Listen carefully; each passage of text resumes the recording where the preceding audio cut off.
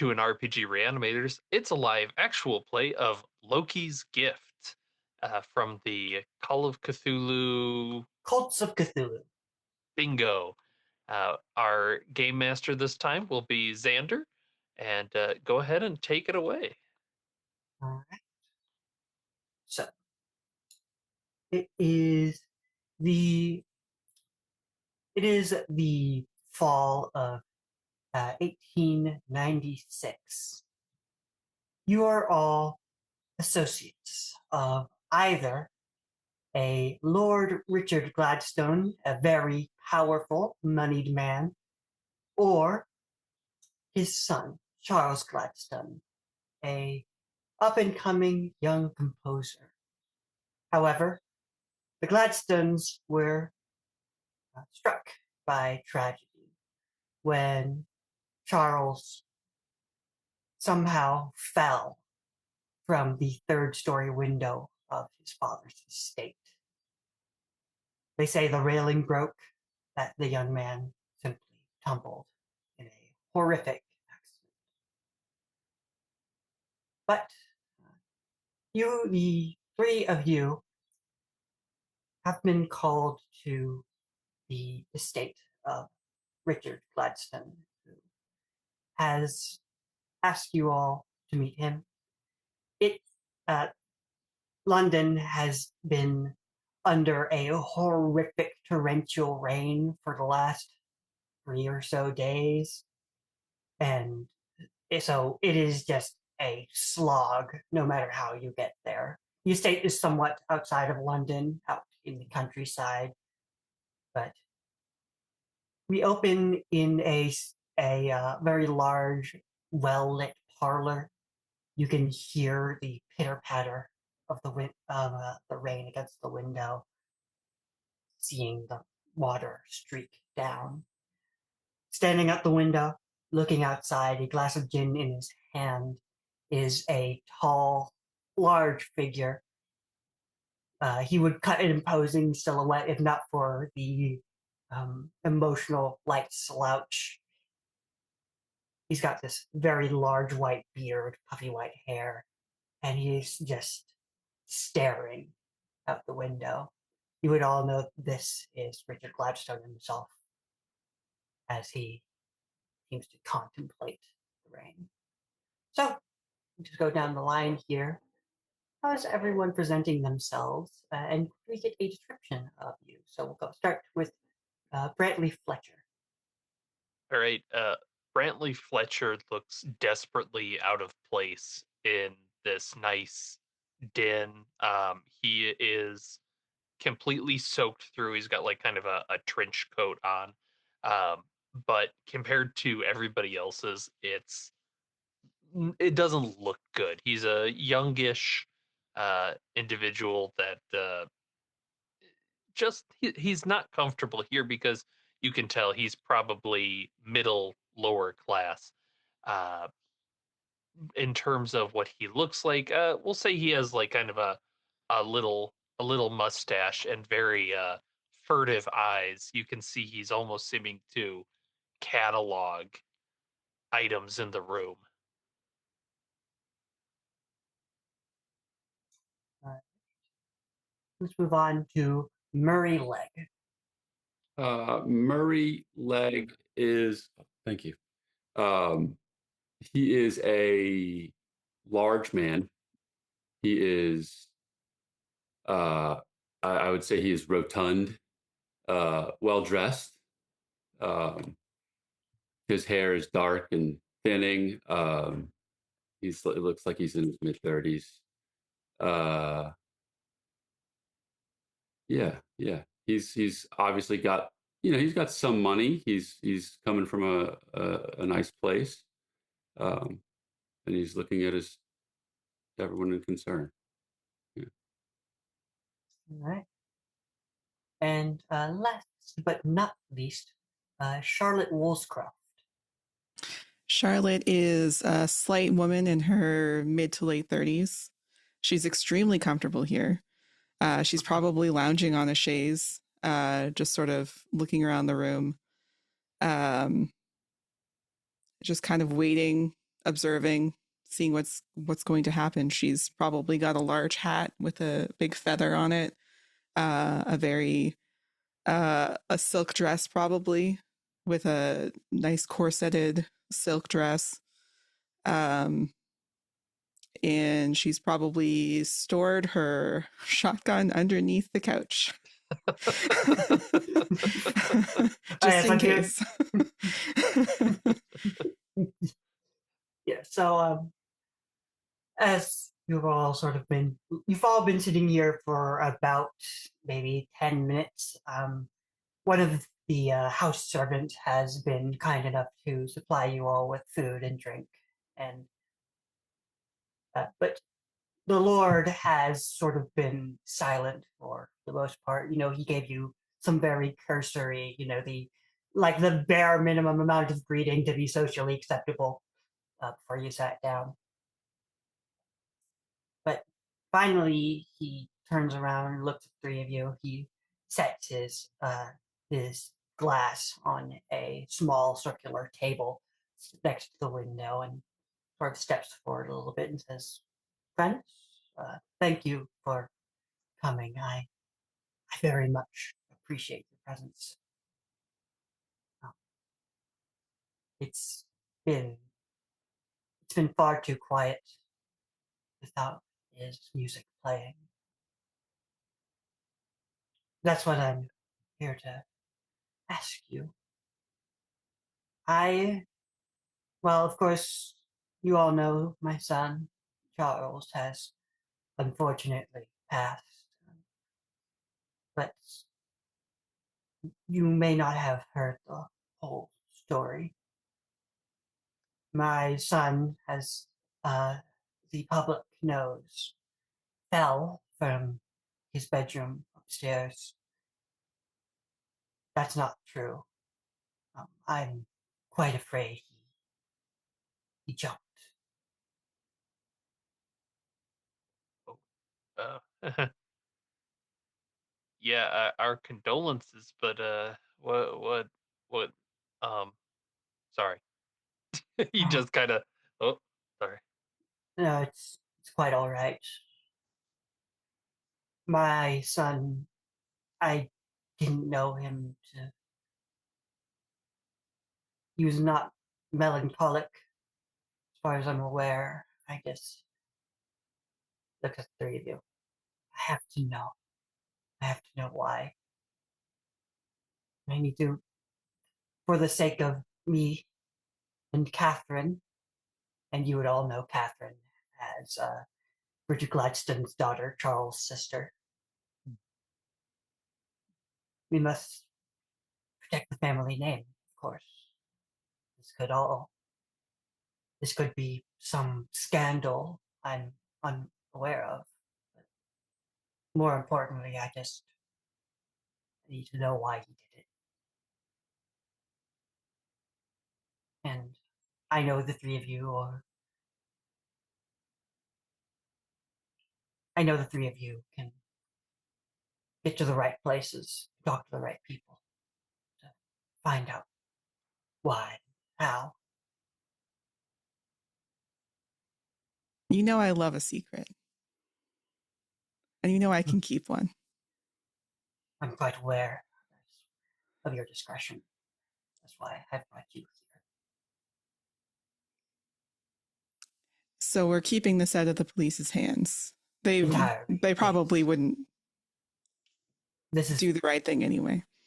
this is family business. Yes. Mm-hmm.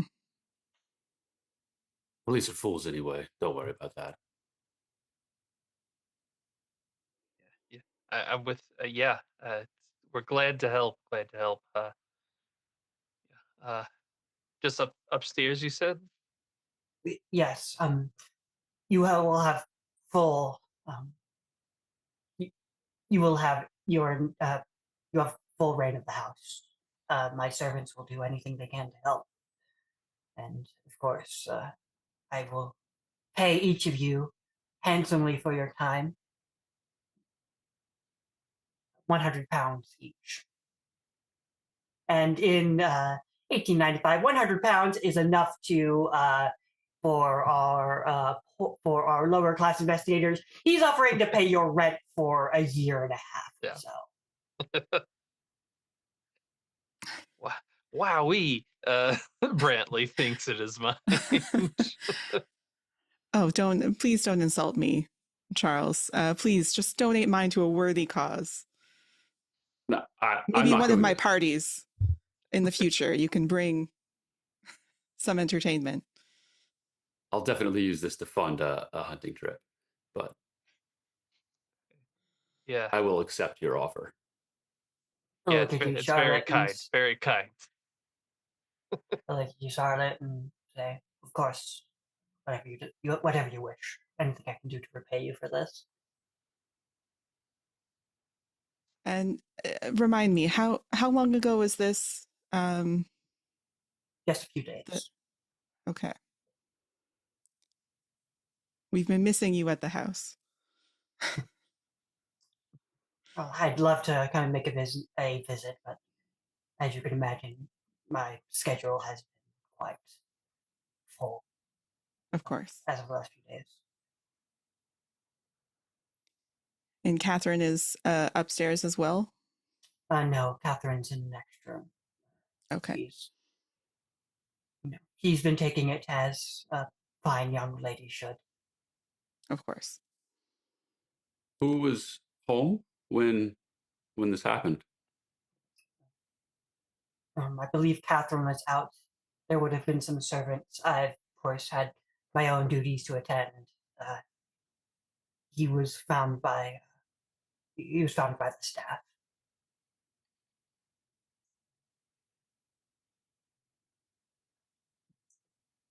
Yeah, are they they're still working tonight, right?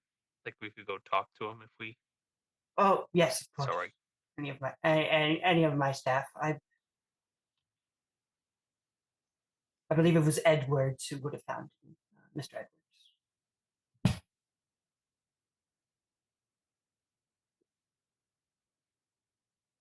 Should we head to the room and look around, or do we have Yes, more of questions? course. Oh, I have I'm no questions for you, but if you have questions for me, yeah, no, I'm with you, Mr. Lake. Let's go take a look and we'll get back to you, Mr. Gladstone. I would greatly appreciate it. Thank you so much for this kindness. Yeah, condolences and whatnot.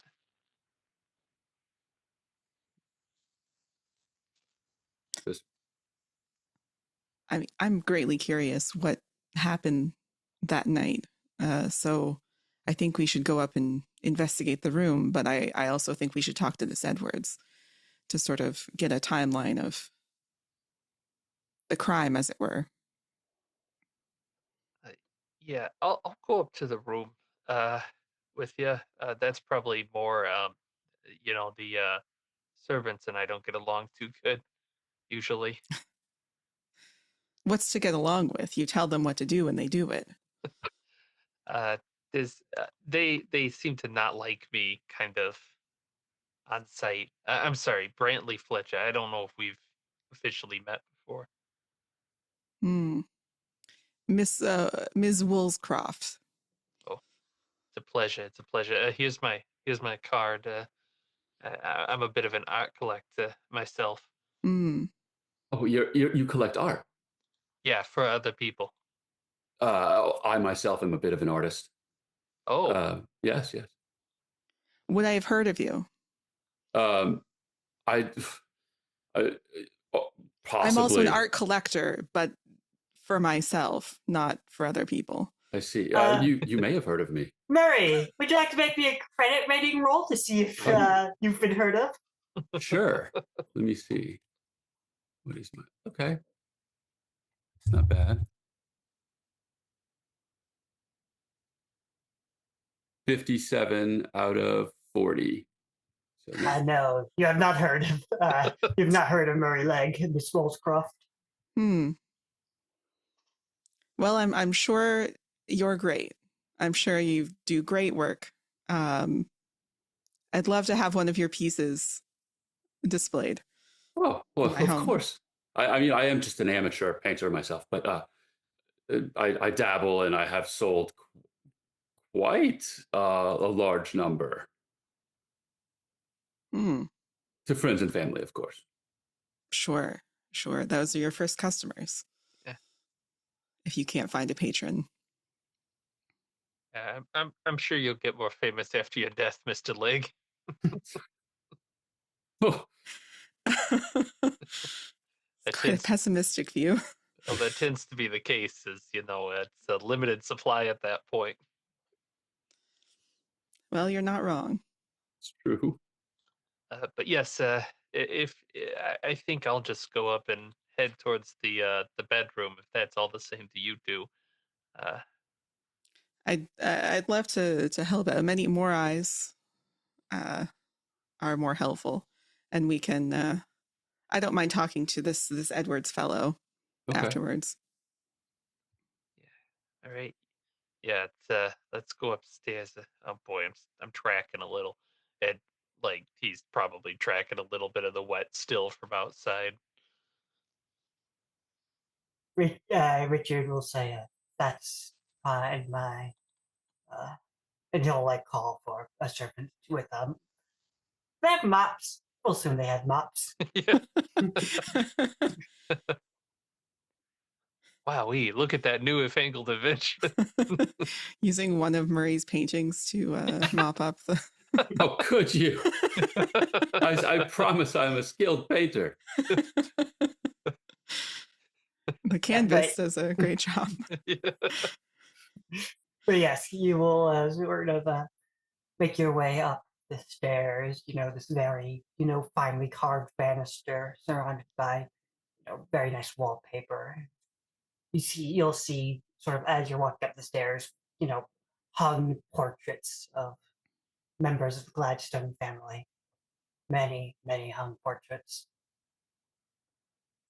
And eventually you'll reach the third floor where the event happened and go to Charles's room. You push open the door and you see this, you know, this very mostly well appointed space. Um, you see the bed off to the side, well made. You see, there's a desk on the far end that would seem to be covered in paper and, a krill and ink pot. But right behind the desk, basically, is this, large, gable window that which seems to exit out onto a small balcony, which is where you imagine he would have leaped from. And his piano is not in this room. You said he played piano? Yes, the piano would be in the room. Sort of a very, very large, expensive-looking piano that's sort of off to the other side of the room from the bed. Okay.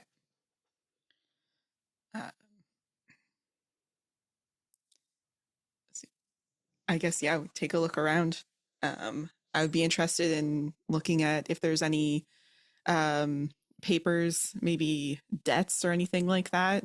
Anything that might cause him to give him a reason to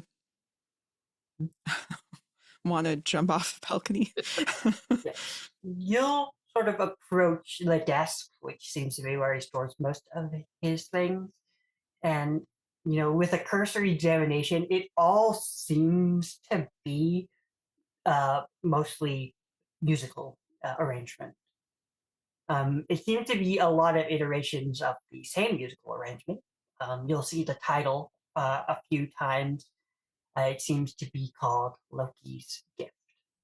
But looking around, that's sort of what you're seeing mostly at this desk. It seems to have sort of taken over whatever business, any sort of business he was working on. So like you'll see like most of it is written on like actual like lined paper, but some of it will like literally is like sort of scrawl on the back of other notes that you sort of flip over to see, is this going to be a debt, is this going to be you don't immediately see anything of that sort, but that's what you're up to. What about Murray Legg and Brent Fletcher?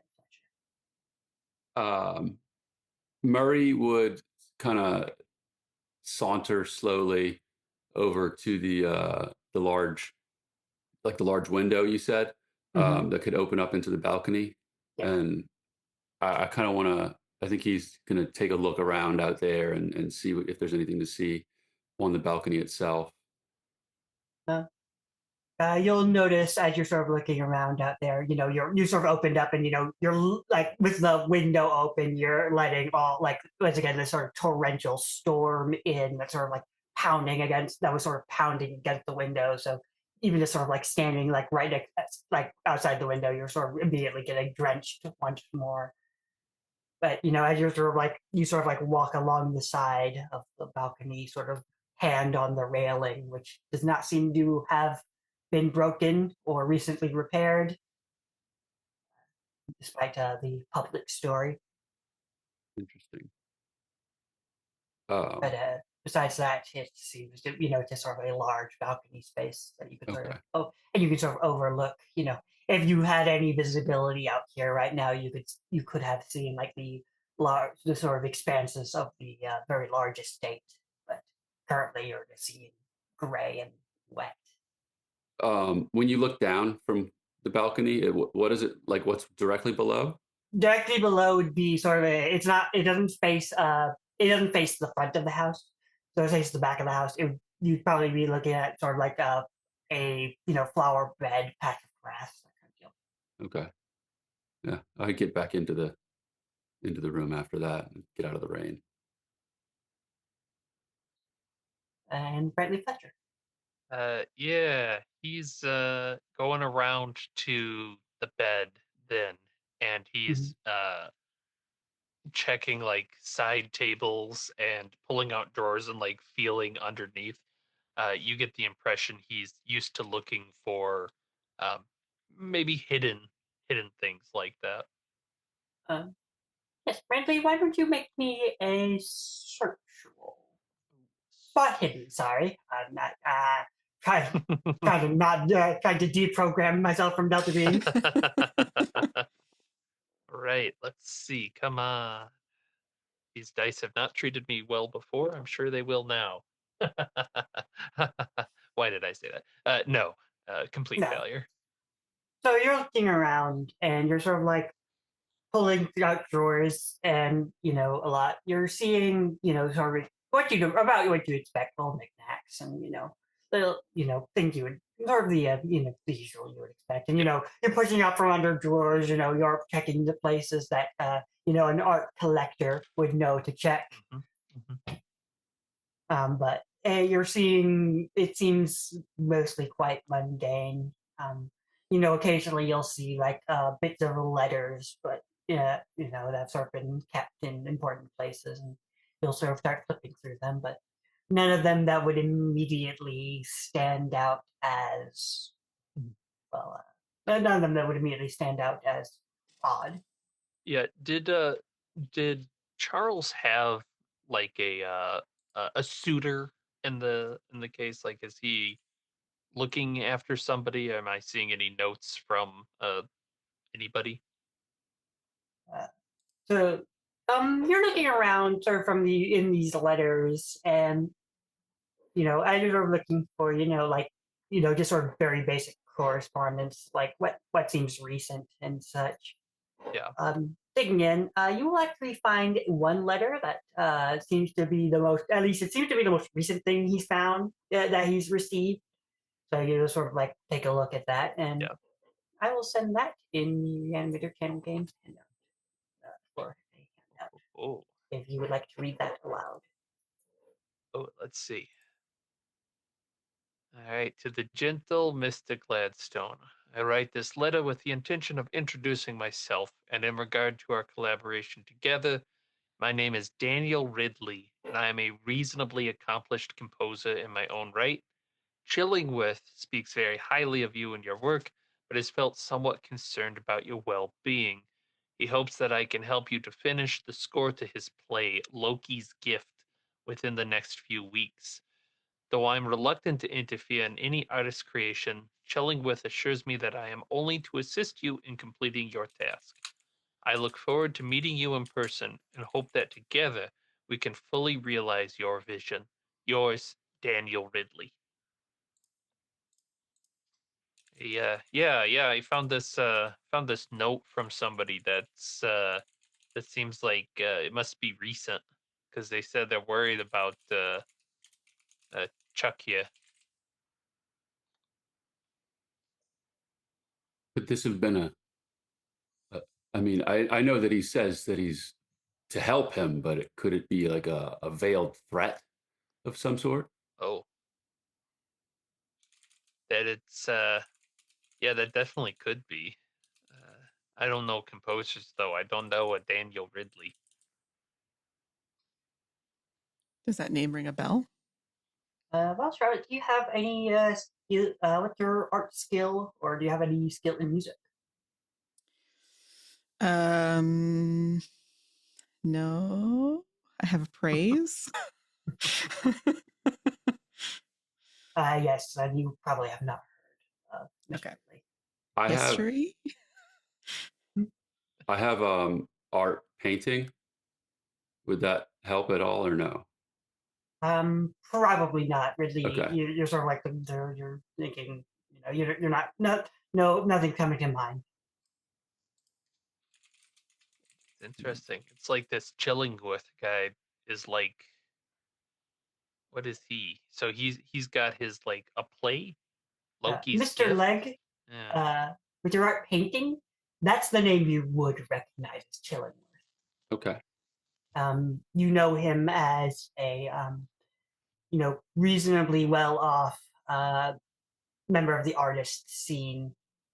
He's been acting recently as a patron for many artists.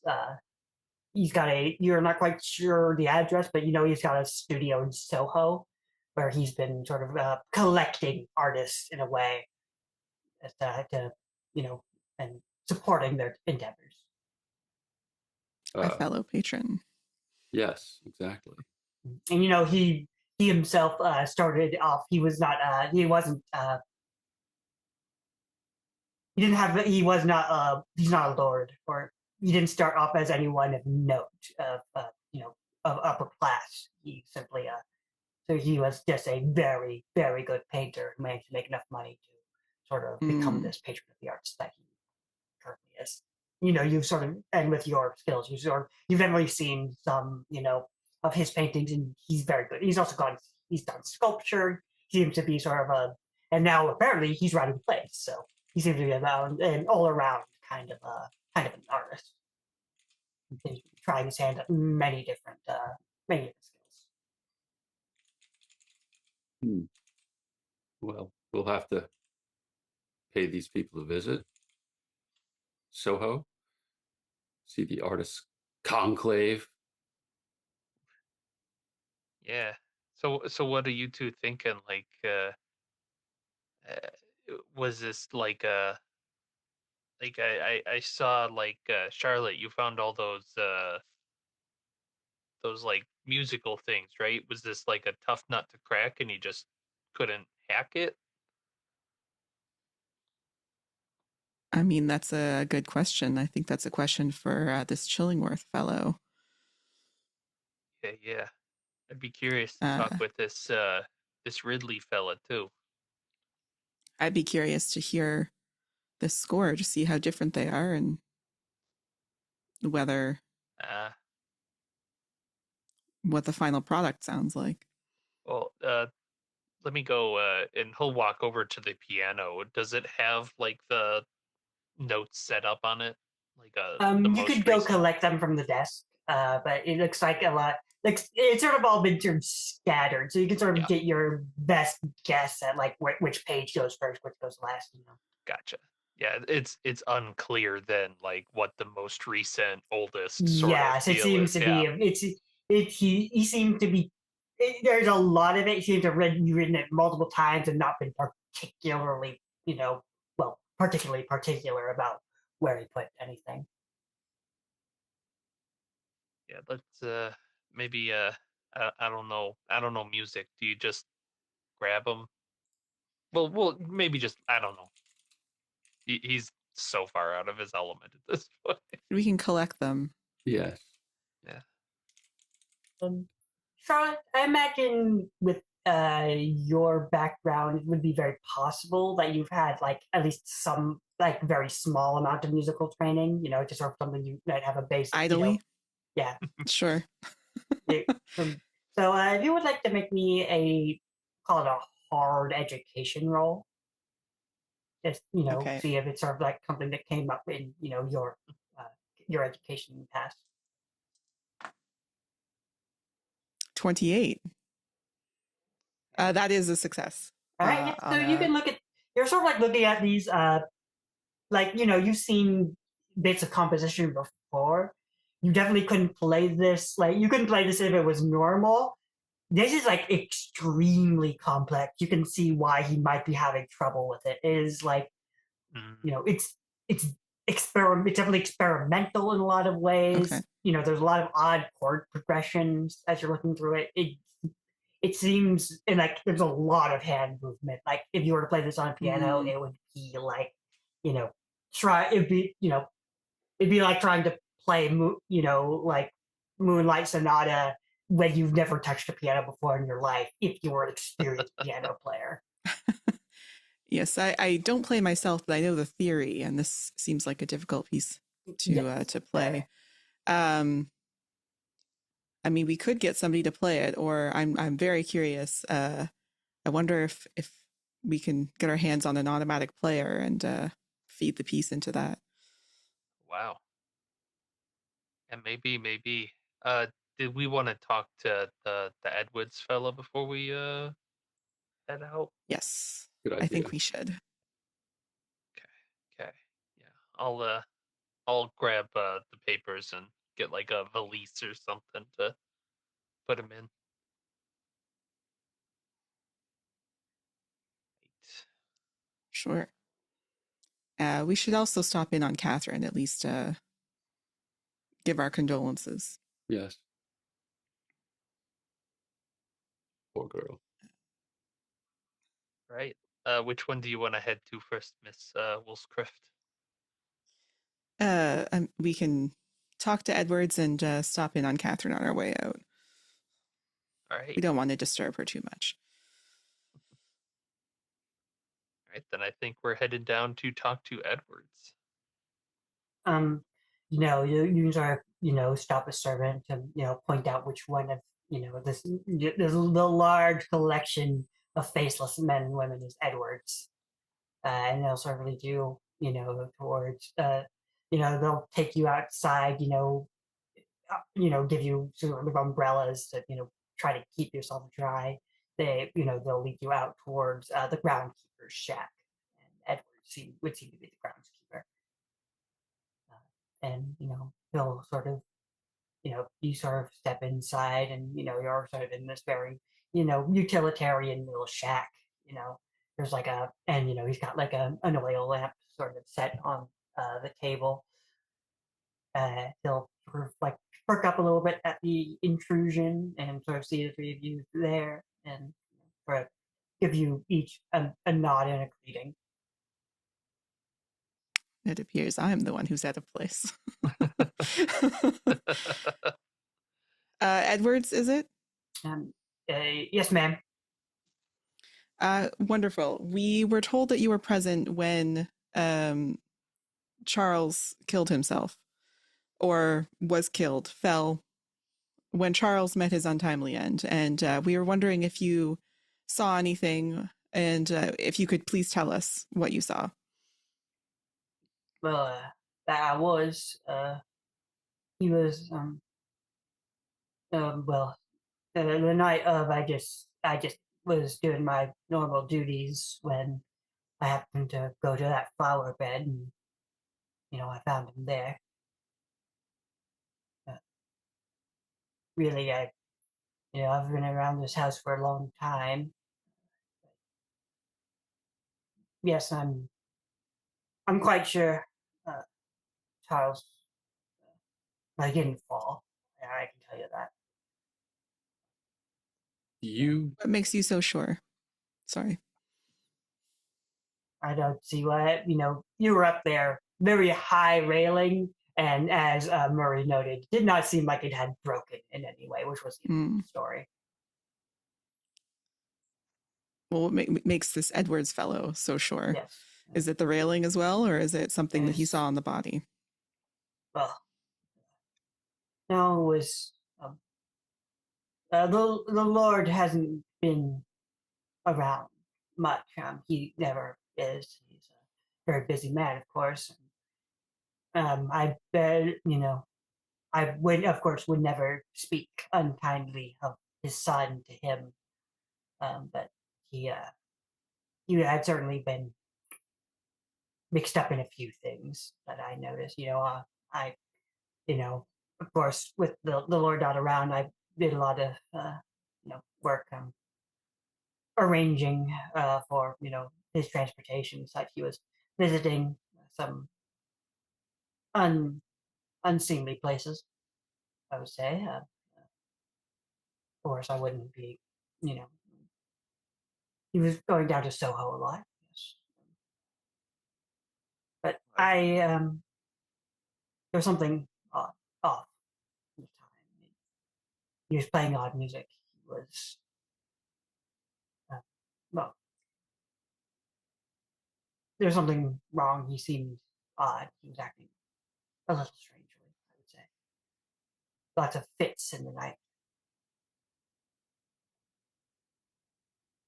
So he wasn't in right mind. Well, if you visit too many of those, you know, nighttime establishments, you can find yourself in a bad way. You know, you can catch some stuff if you. Sorry, I'm speaking out of turn. I'm sure he didn't. Sorry. Uh, He's kind of looking at of course, that would leg be and my Wolf's hope. cross. He was visiting Soho often. Often, yes. Uh, he was even, he was even finding himself in Whitechapel on occasion. And you know, the type of people who find themselves in Whitechapel. Yeah. Let's say I don't. Yes, And Whitechapel is the very seedy district of London. That's where oh you yeah, have your brothels, your prostitutes. The Charlotte doesn't know anything yeah. about that. um, we would appreciate addresses if you could please write those down. Do you have your letters? Give me 1 second, and he'll sort of turn around and start sifting through a bunch of papers they sort of kept in the shack. Or, mm, She's just address. assuming he's illiterate because Yeah. I'll sort of look through and say, oh, I've got receipts here. I've got, yeah. And he'll sort of, okay, he'll eventually sort of say, um, well, looks like, he had visited, let me see here, the, yes, a few visits also to, well, I don't quite have any addresses for, exactly where he was going, and not, you know, anything for any brothels or anything. I do note that he had been visiting often the Pacific Club, which is a very, a gentleman's club of, decent repute. Uh, Sort of odd that he wasn't visiting any of the family's clubs.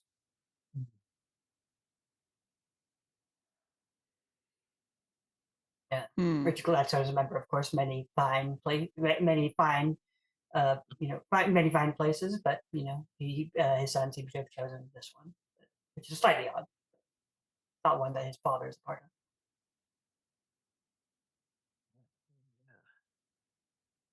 Interesting. So he might have fallen in with a rougher crowd than his family would usually deal with. That's interesting.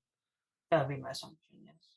Of course, not in relation to this specific club. Pacific Club is quite exclusive, Oh, from what I hear.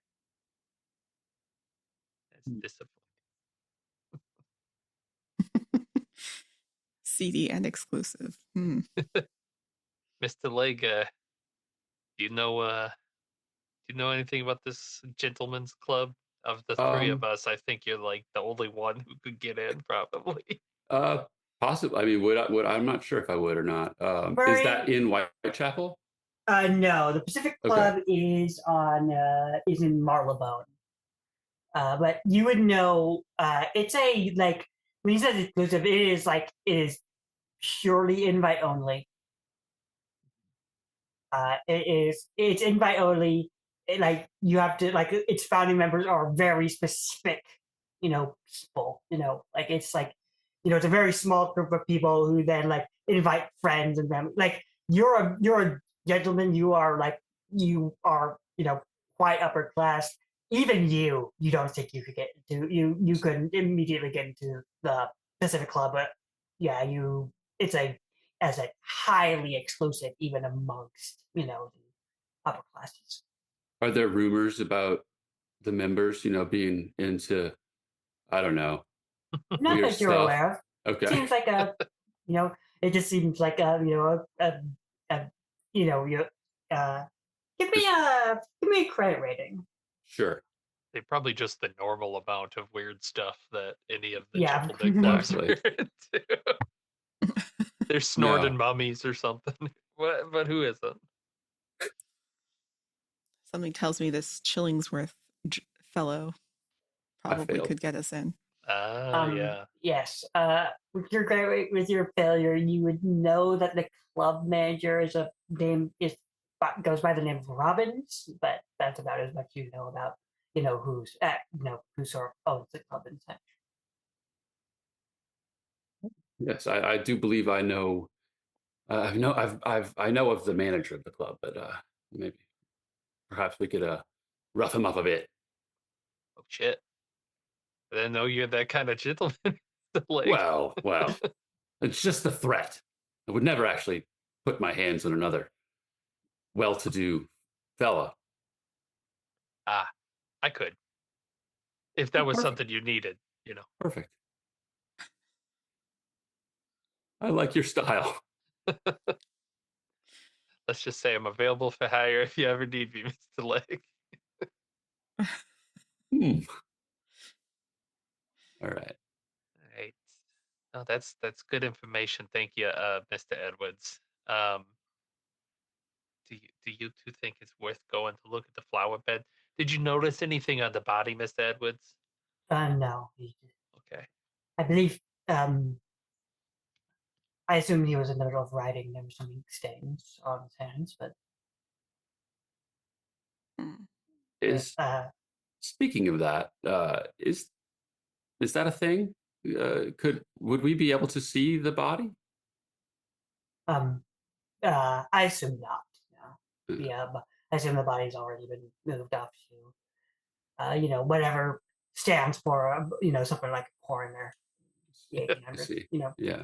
It probably moved off to some sort of funeral home already. Not. I'm sorry, Mr. Lake. I'm not a grave robber. Well, you never know. It's bad luck. Unless. Pat my back pocket where I keep my always stuffed full wallet. Yeah. All right. Do either you have anything else? Should we go talk to Miss Charlotte and give her, condolences and whatnot? Catherine? Yeah. Sorry, your name. There's a lot of C names that are thrown at me all of a sudden. Presumptuous. Sorry, Miss. Yes, let's quickly say goodbye to Catherine, and I think we should see who this Chillingworth fellow is. Like it. Indubitably. Oh, look at this guy with his 10-pound words. Make it 15. Whoa, what is that in guineas? I would totally know, but I'm not doing the math. It's like D&D money. Yes, it's 10 gold pieces to every I'm pretty sure there's a rupee in there. Oh, If you don't have a halfpenny, God bless you. Oh, Boise. All right. Let's head back inside and pay our respects to Catherine. I don't think I have any specific questions for her necessarily, unless she's noticed anything off about the behavior of her brother Mm. in the last few days of his life.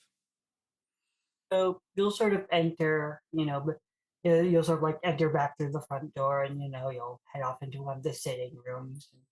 And there's sort of a crack of thunder and lightning that sort of lights up the room slightly as you enter, and you'll see Richard and Catherine are sort of sitting in the room together, not really, talking to each other. Catherine is just sort of sitting in a very nicely appointed dress, flipping through a book, and Richard Mhm. is, sort of like, a sort of a, in a very large chair staring into the fireplace. Hmm. But Kath, Richard will sort of look up and as you enter and say, "Hi, hello, friends. I don't know if all of you have met, but this is my daughter Catherine." And Catherine will give like a very, pleasant nod, like a present, like slight bow. It's a I feel pleasure to like meet you all. Charlotte probably knows Catherine. Mhm. I imagine. Yeah. I might just in my head, I'm thinking that I kind of want to ask Catherine, not under her father's watch, about Chillingworth and Daniel. How would you like to get him to leave? Well, I might just sort of grab her by the elbow and say, will you come with me and for a cup of tea in the other room here?" Oh yes, of course. She'll sort of, she's got her hair like very nicely, all done up in a, Mhm. sort of a bun, and she'll sort of give you, she'll sort of look to her father for permission, and Richard will, give a, a slight nod of approval. Yeah, I'll you grab can quite my easily. gun from underneath the couch. Bring it with us. No, it's in a case. It's in a case. Mhm. Just grabbing the handle of the case and bringing it with. um, yeah, and she's not going to pour tea, but she'll have somebody pour Yeah, of tea. course. Well, what are you? And Catherine I'm will wearing sort of, gloves. as you're sort of ordering around a servant, Catherine will sort of look at you, and and so you're looking for what? For Charles, is what I've heard. We're looking for answers. Um, we just want to know what happened, and we've heard maybe some unseemly things that I think your father might not appreciate hearing about. I wouldn't. Yes, yeah, the servants have been talking. She'll like lean in a little closer and say, I of course wouldn't want to tarnish my brother's name in my Of father's course not. memory." Of course not. Um, I just assume that you'd have your brother's confidence Yeah, of in these course. matters. She'll like lean in very close and say, Forehead to "Opium," forehead. pretty much. um, Brothels and opium. Ah. what has he gotten himself into? It was that damn woman, that actress. She, which was her name? Cornwall. Yes, Cornwall. He was. Yes, he was. They met, and he led him into that path of debauchery, and I assume he just couldn't take it anymore after she heartlessly left him. Of course. Of course, of course. It's taking his heart and leaving him with the pieces. So this is where he'd met. Did she know Chillingworth? Do you know this name? Charles talked about it killing once or twice. I didn't know they were connected. It seems so. I wonder if this Cornwall woman connected them. Maybe. Hmm. And you don't happen to know who Daniel Ridley is, do you? I can't say I do, no. Okay. If there's anything else you can think of, I don't want to tarnish his memory either. I'd rather find out what happened. I don't think it was his fault at all. I think he's fallen under some hard times, some hard circumstances, and If you ask me, it's as I said, it's that Cornwall's woman's fault. And Margaret Cornwall. Margaret Cornwall. We'll have to have a talk with her. So I was, unlucky enough to see her name in the paper today. Seems like she's going back on stage at the Gaiety shop girl business. Seems they'll have anyone. Seems so. Well, thank you. Sort of narrow her eyes slightly and, raise the cup of tea to her lips. Yeah, conspiratorial glance.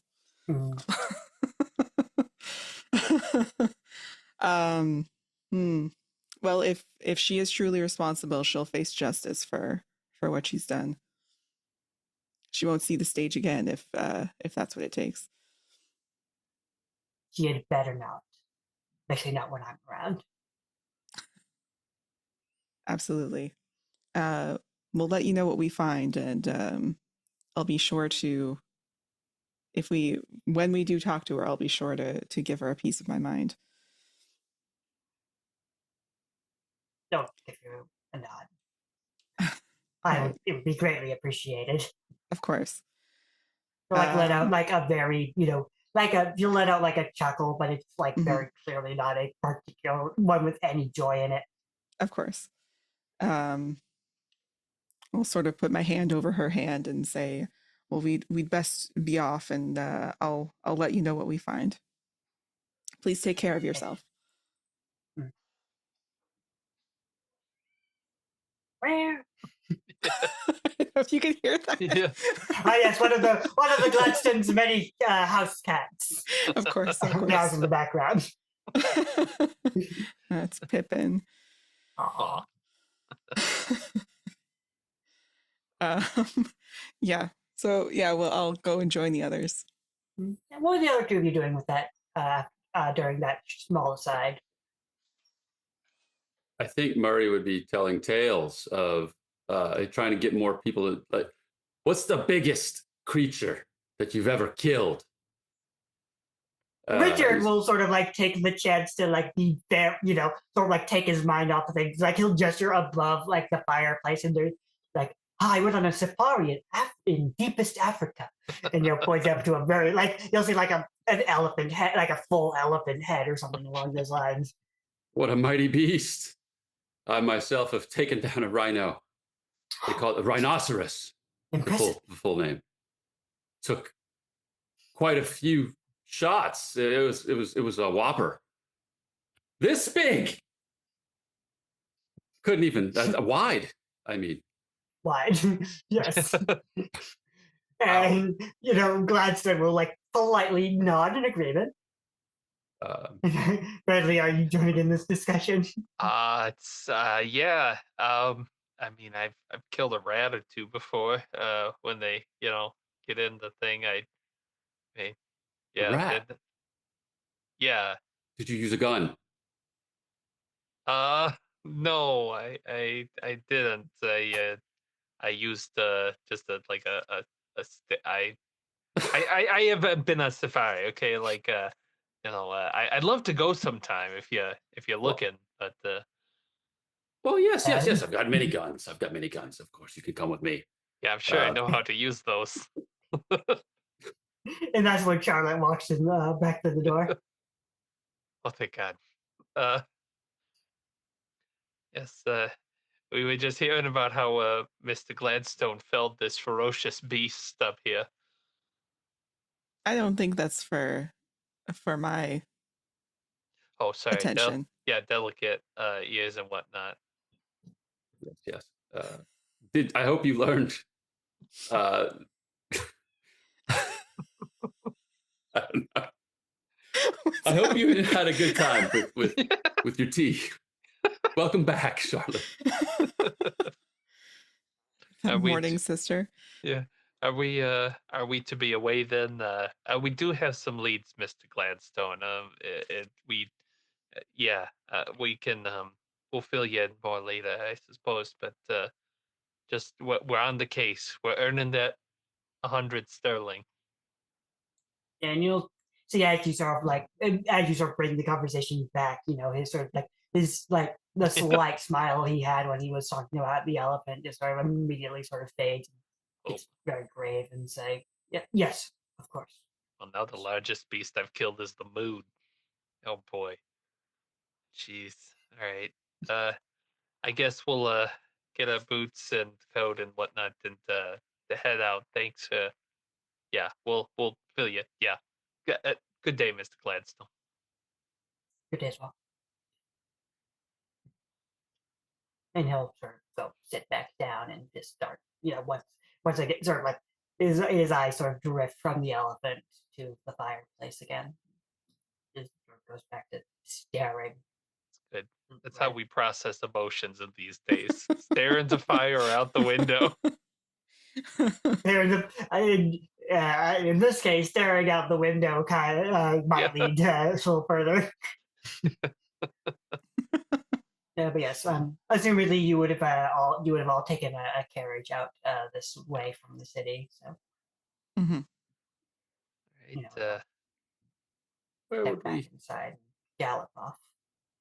So what's your Where take would we on like to go first? yeah, what the Donna tell you? I'll relay the information about the actress, and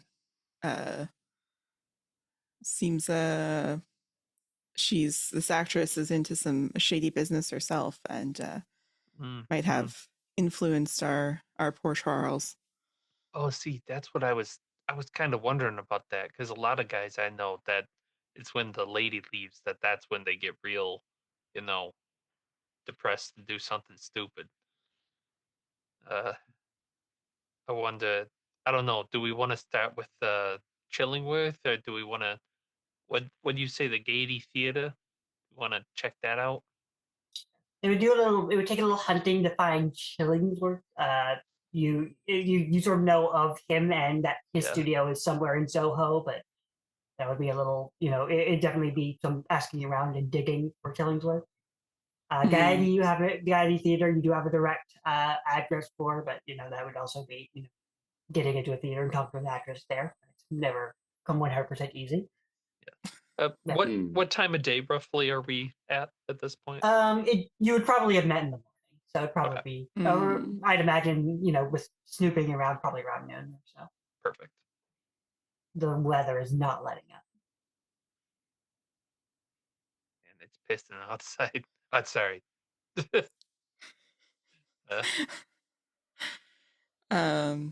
I mean, I don't imagine that this Margaret would be at the theater at this time of day, but I'm perfectly happy to go in the evening to sort of see her in a show. That may be a good idea. Yeah, that'd be nice. I've never been to that theater. It's a little more upscale.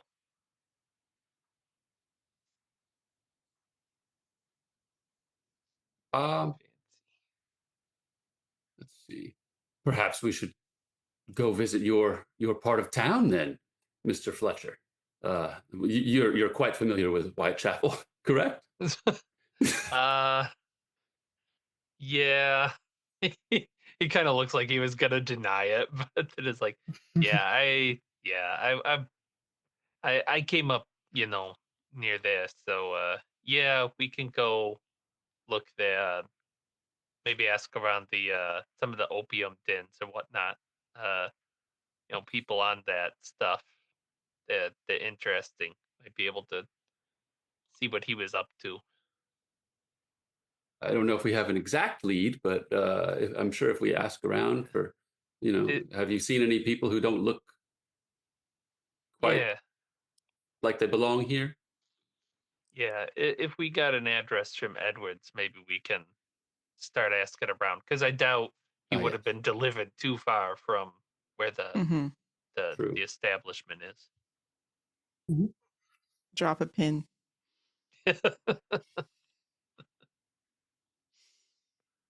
All right, yeah. So I think we're gonna head to none of the places we initially talked about. So we're going to Whitechapel to look for Mhm. drugs. Is that accurate?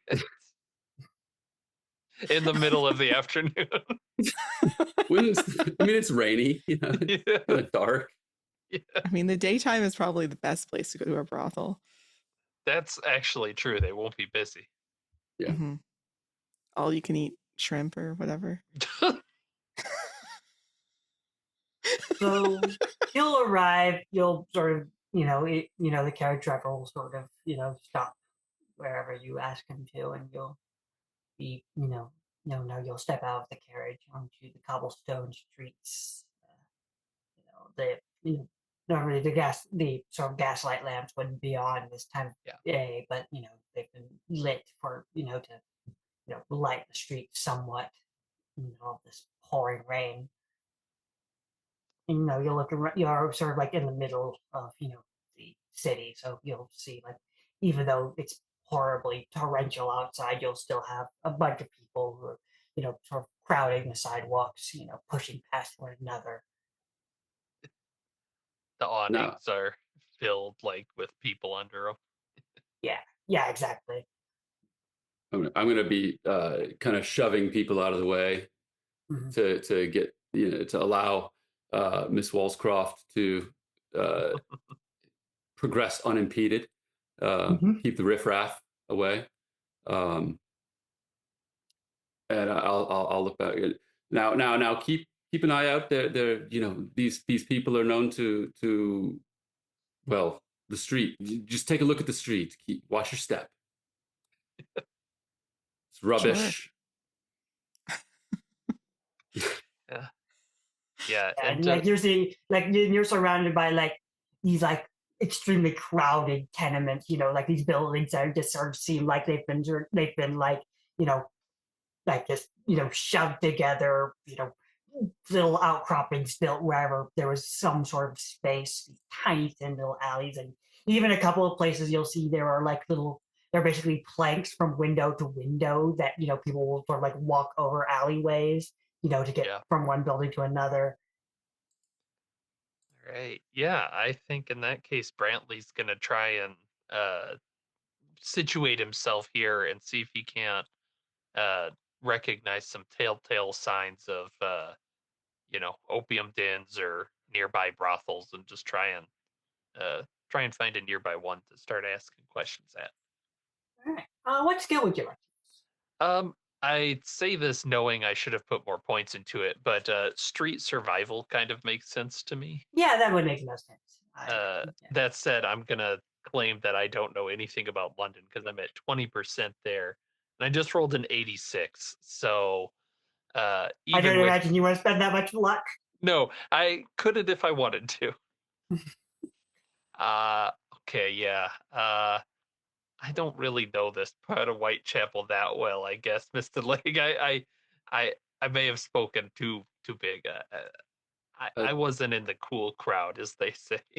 Yeah, I so see. you're looking around and you're looking for yes, this one, you're trying to find the one correct Oh, brothel yeah. in Whitechapel. You're sort of like thinking like so you're sort of pushing around and you're like trying to speak to, you're sort of like speaking to, women on corners, Yep. trying to put sort of like vaguely describing Charles and it's not like it's not like men of upper standing don't come Yeah. around this part of town Exactly. often. Yeah. So you're you're sort of getting vague vague descriptions back. Little like very small like bits of money exchanging hands, but it seems to be leading you sort Right. of in circles. Yeah, I'm sure we talked to like all of them, and they're like, it could be 7 different guys that they've dealt with. They're all Yeah. very similar. No, this one is a haunted pianist that wants that. No, that wow, 3 of them, huh? Okay, awesome, great.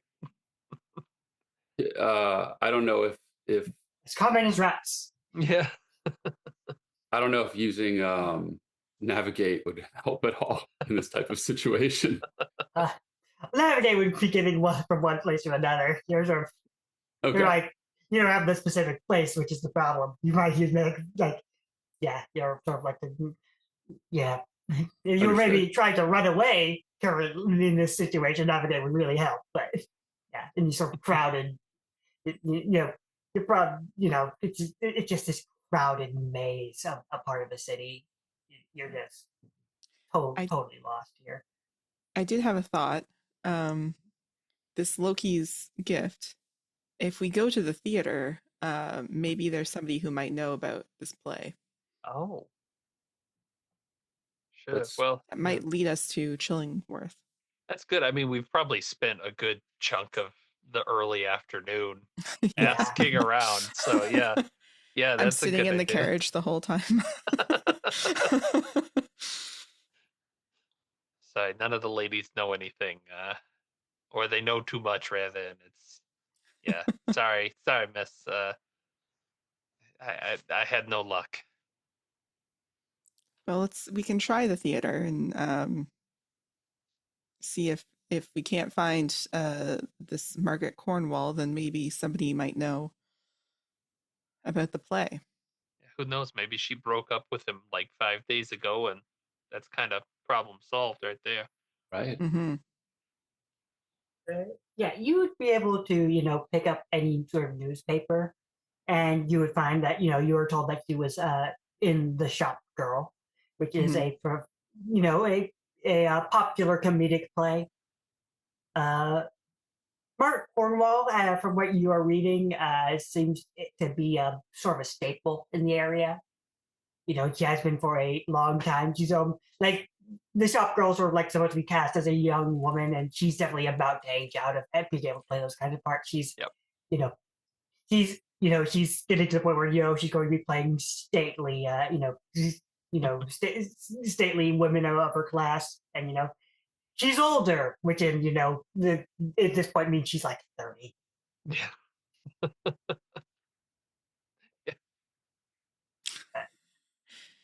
Great. But yeah, that's sort of what you can sort of gather just from like flipping through newspapers. But yeah, Hey, and you showbiz can is catch brutal. any, and you can catch any sort of you can catch show times and such. So yeah, let's head there, and maybe we can catch in between shows of before Mm-hmm. shows or something. Yeah, that's good. I'm thinking. So we'll head on to the theater. Yeah, to the Gaiety Theater. Put a pitch in a notes document. It's a fine looking establishment.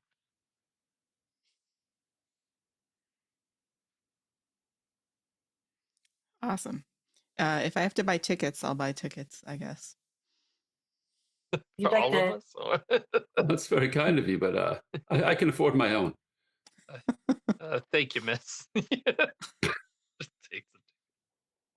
you'll be able to sort of get yourself a seat, and you'll probably buy with sort of two people of the upper class, you'll probably be able to get yourself like a box seat and get a Mm-hmm. nice view of the whole ordeal.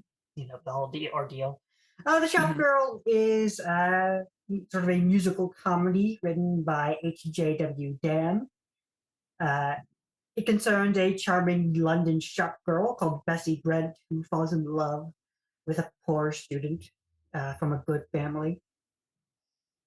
Uh, Bessie soon meets John Brown, who's a millionaire who struck it rich as a miner in America.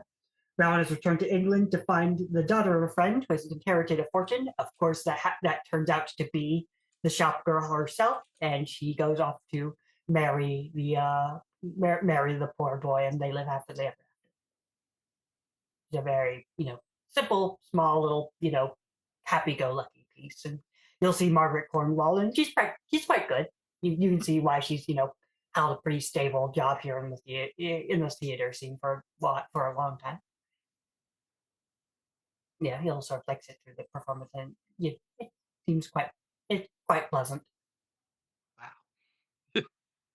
Once it's done, wow, that was incredible. I've never seen something like this. Can, can you believe? Oh man, they all end up happy at the end and rich. Boy, can you imagine if that would have happened to you? Yes. I'm so sorry, my poor sir, Mr. Fletcher. You'll have to. We'll enrich your life somehow after this. What? He just has to pull himself up by his bootstraps. Yeah, Oh. I'm pulling as And hard as it'll I trickle can. down. Wealth trickles down. Yeah. Yeah, I'm feeling trickled on all the time. It's all this rain out here. Yeah. Oh, but yeah, she was amazing. Like, she didn't like she must have been a shop girl growing up to access that, like the truthfulness of it all. It was wow. Jeez, and he's genuinely starstruck by kind of this whole thing. And like she's definitely, in a Victorian sense, she is definitely an older woman, but yeah, she is quite attractive. Like he's like, you can tell like you can imagine Charles sort of falling for this woman, like in Yep. sort of a starstruck way. Well, let's go meet her. Yes. Wow. Jeez. Cap off. Yeah. Okay. All right. Should we attempt to meet her backstage, or do you think we can? I mean, I suppose we could try. I don't know where else we Sure. can find her. Yeah, we can try and get backstage. They're sort of surrounded by sort of these working class types, so the two of you definitely can just sort of basically cut, like you've got the shortcut of being rich, so you can literally just like cut Yeah. through all these are like very standard these middle and lower class people who came to watch this show, and you'll sort of like wiggle your way backstage, pat you'll have like a little chat with Ronald Wilson, who's the theater manager, and you'll give him like, hey, we'd like to talk to Miss Cornwall, and he'll say, oh yes, of course, and you'll be sort of led backstage to this very like sort of the one of the one of the back makeup rooms, and Mhm. he'll Ronald Wilson, the manager, will sort of knock on the door, and you'll sort of they'll be yes, please come in, and door opens, and you'll see sitting there this very nice, very well dressed young woman, or old, young, older woman. Um, she's got this, she sort of maybe smiles politely, sort of sits up. She's dressed very finely, and you can see she was just sort of like staring at herself in the mirror for a second before she sort of turns around, looks at you, and says, "I guess, to what do I owe the pleasure?" Hello, my name is Charlotte Woolscroft. I have come on behalf of the, oh my God, the name of Oh, the the Gladstones. Gladstones, to Oh, inquire about Charles. I hear that you are good friends, and uh, I'm here to find out what happened to him. oh well, poor heartbroken young man apparently fell from a window. That's as far as I'm aware. What was He was your relationship like? he was pleasant. Nice young piece to have around a night of the town. When did it Hmm. end? No, a few weeks ago, he got droll, frankly. Not to besmirch anyone's name. Simply, if I had, she sort of chuckles to herself. If I had a pound for every young man who had a you know had a I had a time with that ended quickly, well, I'd be dressing like you. And he'll sort of gesture at Charlotte. Hmm. Go through a lot of men, do you? You wouldn't imagine. In that case, well, let me introduce my friend, Mr. Fletcher. Oh, jeez. It's a pleasure, Ms. Cornwall. You were incredible on stage. And a pleasure to meet you. And you'll lean forward and maybe like a very they're sort of a very soft handshake. Yeah. I guess. Sorry. I'm a little struck up. Did he ever talk about uh a chilling with Daniel Ridley? Oh, Chillingsworth. Yes. Yes, we actually met through Chillingsworth. Chillingsworth is a he's an interesting man. I'm actually working on it with something with him right now. But yes, he's certainly got his own ideas. Sort of chuckles and looks off to the side a little bit. Oh, is there a chance that we could have a chat with him? Um, oh well. Yes, I believe I could make that arrangement. He's not hard to find. He keeps himself quite open. I'd keep an eye out. He's a delightfully strange man. He likes to push boundaries. Oh, jeez. Miss, If you'd like an example, actually, and she'll like leave. She'll like sort of go over to like sort of her her dresser, and she'll open a drawer and she'll pull out this weird green thing. Like it's sort of like a sculpture of a woman, kind of. That's sort of like it's very indistinct, and she'll like set it down on the it's like sort of this translucent green something like a gemstone that he carved this and gave it to me as a gift when I started working for him. It's a certainly a piece, and as she sort of sets it down, I think you all to roll Sam. Oh, Got a thing. pass. Oh my god. This is the second time I rolled an 88 today. That is shockingly not a pass. yeah, 94. No, sir. Yeah. So the two of you are looking at this, statue. It's quite something, and you're looking deeper into it, and it's like it.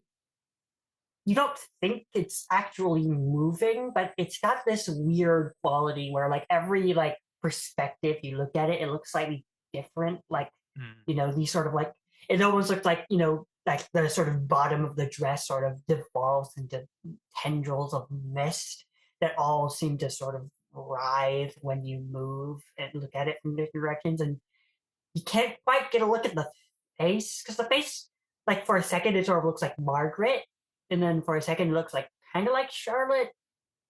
And you just sort of like the face is like it's sort of indistinct and just sort of like you can sort of put whatever face onto it that you'd like. This is very odd, but quite striking and almost mesmerizing in the way that it just sort of invites you to keep staring at it. So whether you can lose one single point of sand. Charlotte's just like, is that emerald? Is that solid emerald? I don't know. It's could be, as far as I know, could be glass. But he's a. Seems more likely. But it's quite. It's as I said, it's an example of his strange but deep talent, which is what sort of drew me to I've got quite a, as you can see, and she gestures at like this very well appointed dressing room. Like I've got quite a nice work. I've got quite nice work here, but I'd rather be somewhere. I'd rather be working for someone who's pushing the boundaries of the medium than this very simple but safe storytelling. Were you and Charles working on the same project for Mr. Killingsworth? Yes, I believe Mr. Killingworth had hired him to the score. If I'm correct. Interesting. But yes, I'm playing a major part in his production. Is that the Loki's gift? And his Yes, eyes like yes, just yeah. cannot get away from that weird sculpture. Oh, I see. I'm curious as to what it's about. Oh well, maybe something you'd want to talk to Killingworth about. It's lots of philosophy and sort Mm. of it's quite a surreal little piece. It's quite interesting. I'd be very we're having dress rehearsals soon, so I'm quite excited to see how it all comes together for myself. Where are you guys? Where's that gonna be put on?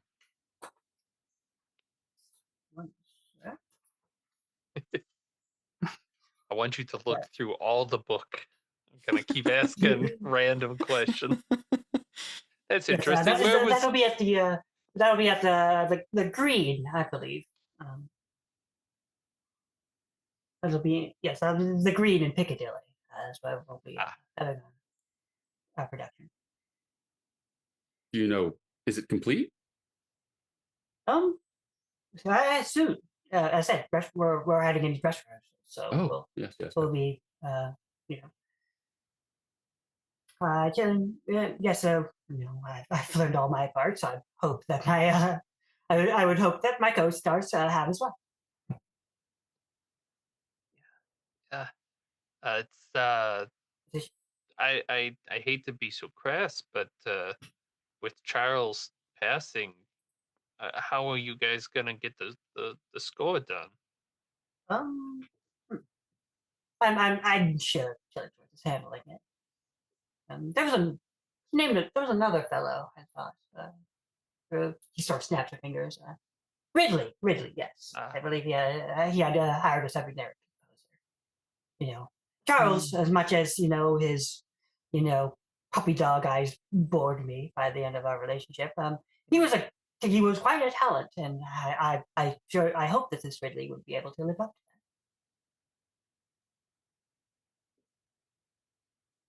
to showbiz is brutal. It's, Brentley's that. You tell a me. little shocked with the ease of which she's just kind of like, eh, he's dead, whatever. Uh, eesh. Well, guess that's yeah, it's been real nice talking with you, Miss Cornwall. Yes, of course.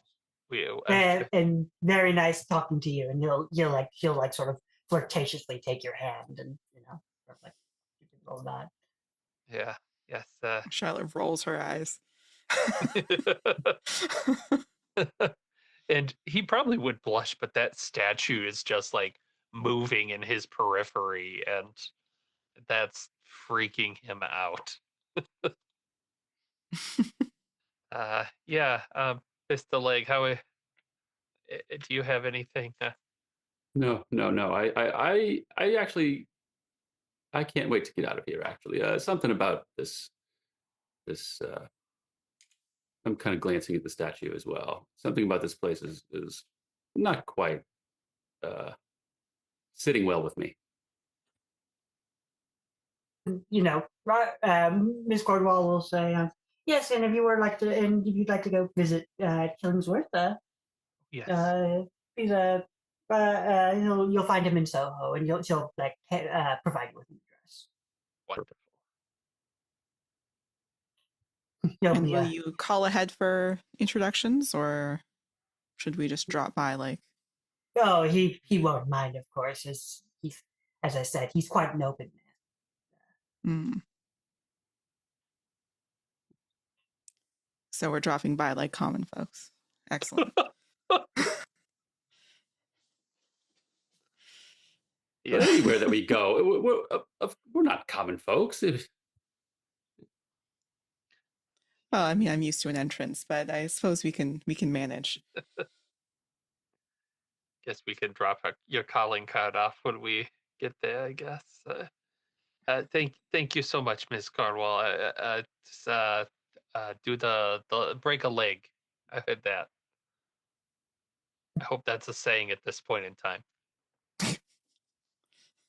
Those are, just like, thank you. And like, just with this wry, sort of uncaring smile. Yeah, I may have just invented that. Anyways, ta-ta. Yeah. So should we?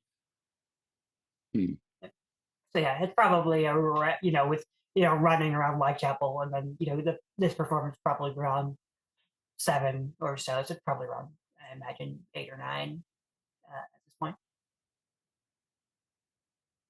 Should we each head to our respective homes and take it easy for the rest of the night? I'm a bit tired, and I'm huffing and puffing. There's like been beads of sweat along my forehead. Sure, we can retire for the evening. Yeah. And Been, reconvene maybe yes. at Chillingworth's abode. Chillingworth, no S. Chillingworth's abode is what I was trying to say. Yeah. The S in the wrong. Yeah, no, that sounds good to me. Yeah. Yeah, it's been a pleasure meeting the two of you. I'll see you in the morning. All right. Pat you on the back as you go. Heavily. Oh, careful, my con ain't that high. That's okay. My dex is 25. I can barely keep up with you all. I've got a limp. Yeah. It's gout. Oh no. Oh yeah. He's got the gout. All right. Yeah, I think Brantley's just gonna end up walking. Like, all this carriage ride has been wonderful. He's not paying for a carriage when he can just walk. Yeah, and you're sort of walking down the street back to your home. It's just odd right now for you because you're sort of just looking around, and like every face you see just sort of seems a little less distinct. Ooh. Like it's probably just the rain. Yeah, But, that's it. Now hanging out with all these rich folk, it's contagious. You just stop seeing the faces of poor people.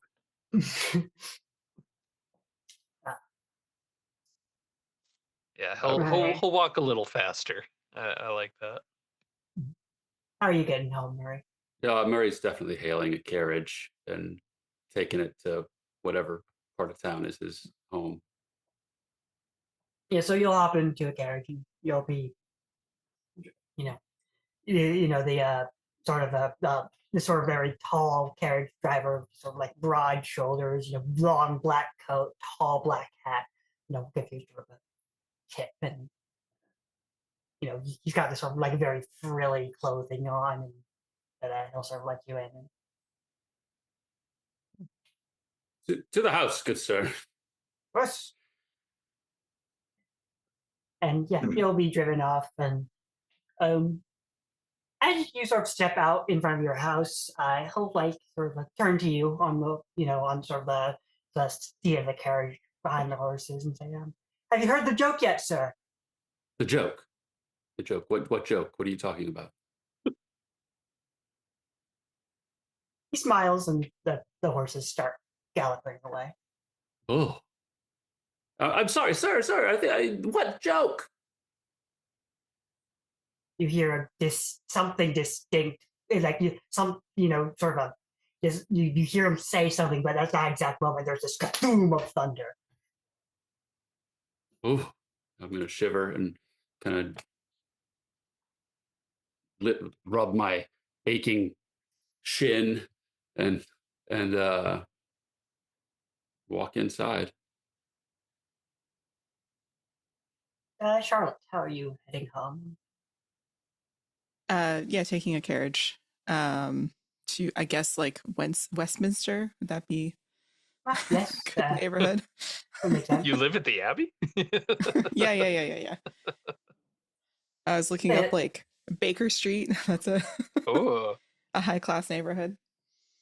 Yeah, you'll be heading up. You'll sort of head off through a carriage, and and yes, your ride will be uninterrupted, Great. and you'll sort of step inside to your home, and we will sort of let the night pass. And it yeah, I'm sounds like sure you all they. wanted to meet at the studio. I'm just imagining like flashing between the different houses as like from Charlotte's down to Murray's, down to Brantley. Rain's coming through the ceiling. He's not Poor that far, guy. probably. There's maybe one drip. But yeah, let's meet up on a corner near Chillingworth's. Yes. You'll see as the three of you, meet on the corner, standing under black umbrellas, you'll sort of, see sort of, on just sort of a long row of, decently appointed homes, you'll see this large 3-story terraced house. Just sort of like one of those like large rectangular brick buildings that have like are sided by two near identical buildings. Well, Okay. All right. Yeah. Oh, we should have asked you to bring some out, Mr. Leg. don't worry. I always carry some with me, just in case. Yes, I've got this very small portrait. Yes.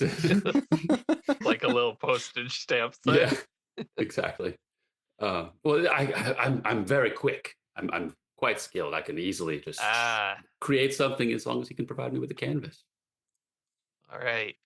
Yeah, that's might be a handy skill to have if he's collecting artists, like it sounds like. All right. Goes hits the old big Yeah, brass. the big Yeah. knocker, just like dunk, dunk, dunk on the door, and like it's mere seconds later that the door sort of like creaks open, and you see like this sort of it's just like peering out from in the crack in the door. You see there's just this large-eyed woman, like this sort of like this sort of very wide-eyed, this wide blue eye, sort of like this sort of stringy blonde hair that sort of peers out and says, "Hello." Good day.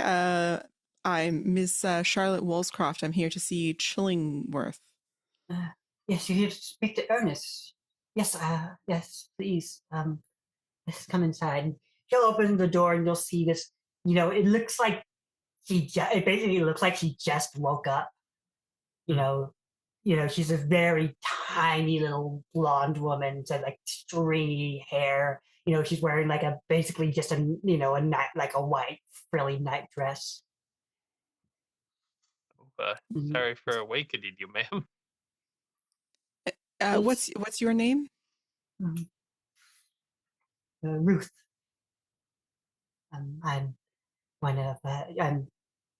of Killingsworth's assistants, muses, something of the sort. And you just see like she's not looking at you; she's sort of like looking past you into the rain. Please come inside. Yeah, like she answered the door right when we knocked, pretty much, right? Yeah. Like Brantley's looking around to see if she was sleeping next to the door. It's like a Yeah, you're cot looking or around something. immediately. Like there's like a decent amount of people here. Like as you're sort of like Oh, stepping into shit. this like parlor and sitting room, just like you're just sort of lounging on couches. You can hear like just various instruments off sort of somewhere deeper in the house. You see just people lounging. Some people are, as you were like basically just sleeping in this parlor room. Do we recognize the smell of opium? Oh, absolutely. Oh Like my. it's immediate. Like even in an opium den, you would imagine it's just upstairs somewhere, but like here it's just like they are like you can smell it coming from the hallway 2 doors down. It's just immediate. Now that's a smell to start your day. Damn. Yes, I myself only partake in the afternoons after 3 o'clock. But before Well, it's 5. 5 o'clock. It's 5 o'clock somewhere. So I wonder they don't air out the place. It's hard to get much work done. Sort of like step in and just like as much as the mist from the rain outside is like makes it hard to see, like there's just sort of this like fine like layer of smoke in this house, and you're like there are like people like you're sort of like surrounded by these loungers, and there's people you can hear deeper in the house is like the music playing and people laughing and cheering. And Ruth sort of grabs we'll say Charlotte by the hand and say, Miss Mr. Chillingsworth is upstairs. He, he'd like to talk to you. You need to talk to him. Yes. Okay. I guess we'll make our way up there. Mm-hmm. And like she'll pass, like you'll like as you're sort of like you're led down. Basically, it's a hallway that leads to a staircase, which leads to another hallway to another staircase that brings you up the 2 floors to the 3rd floor.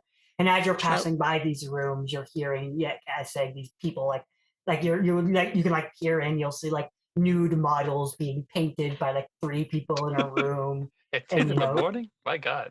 And you'll pass by, and like some people are like literally, like you'll pass by like some person just playing like long notes on the cello, just long deep notes, and you'll be, and like literally that person's surrounded by just people passed out from opium on the floor.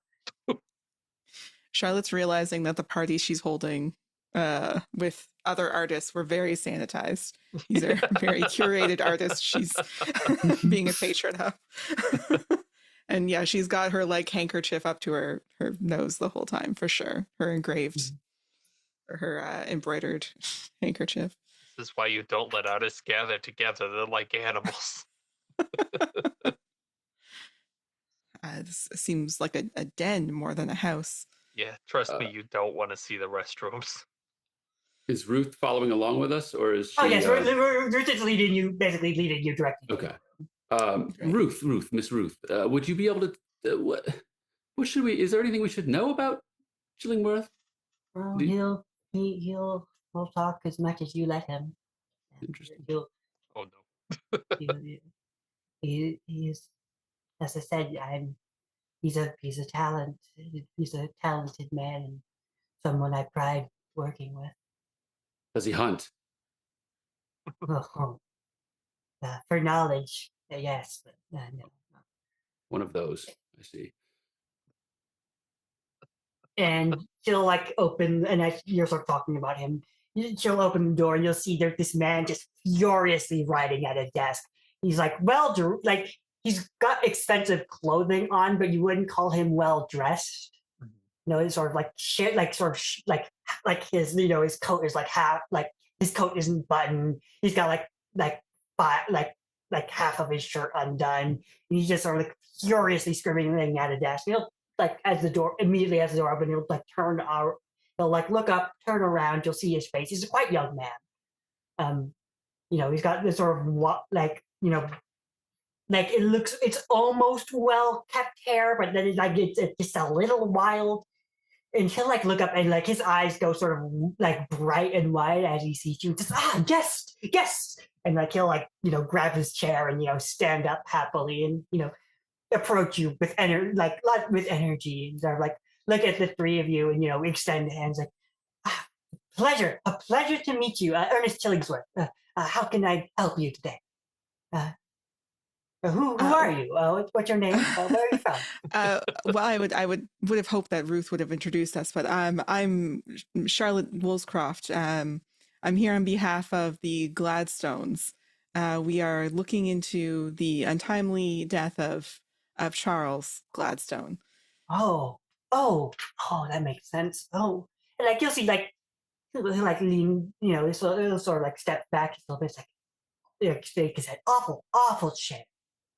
The poor boy was. Oh, he was a genius. I can't believe. Oh well. Yes. Yes. Anything you would like to talk about? Anything at all? Well, could could we just start with what you couldn't believe? Well, I just can't believe I've lost him. Or well, the world has lost such a bright young mind. I, you, I, you can't believe, you wouldn't believe how talented he was. It was just such an awful shame. And like yes, he was writing something for my play. Oh, I've had bits of and pieces of it played. It hasn't been, of course, it wasn't finished. I'm such a shame, such a shame.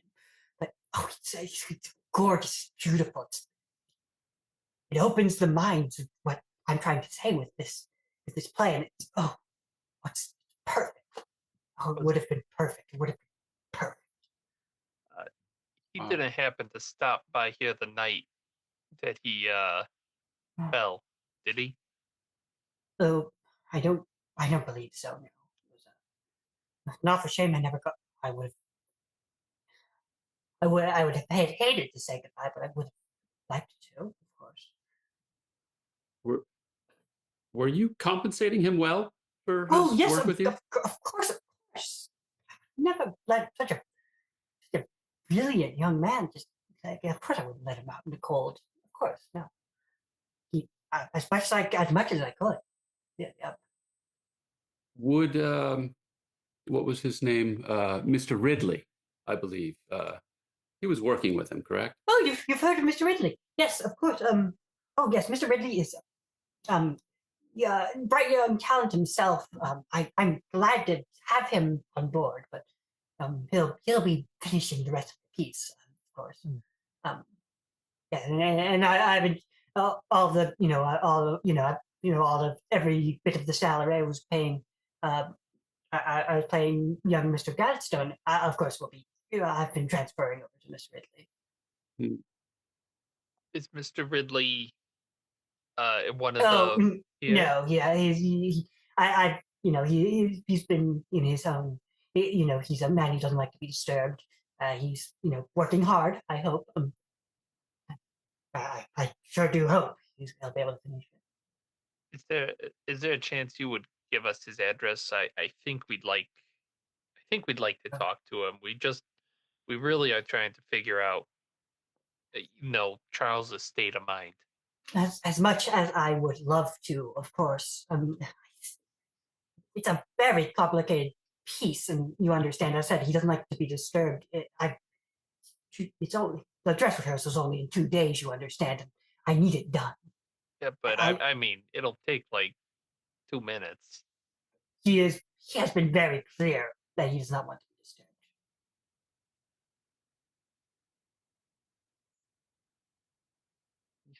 Yeah, I mean we can try though, right? Like Mm. where he is.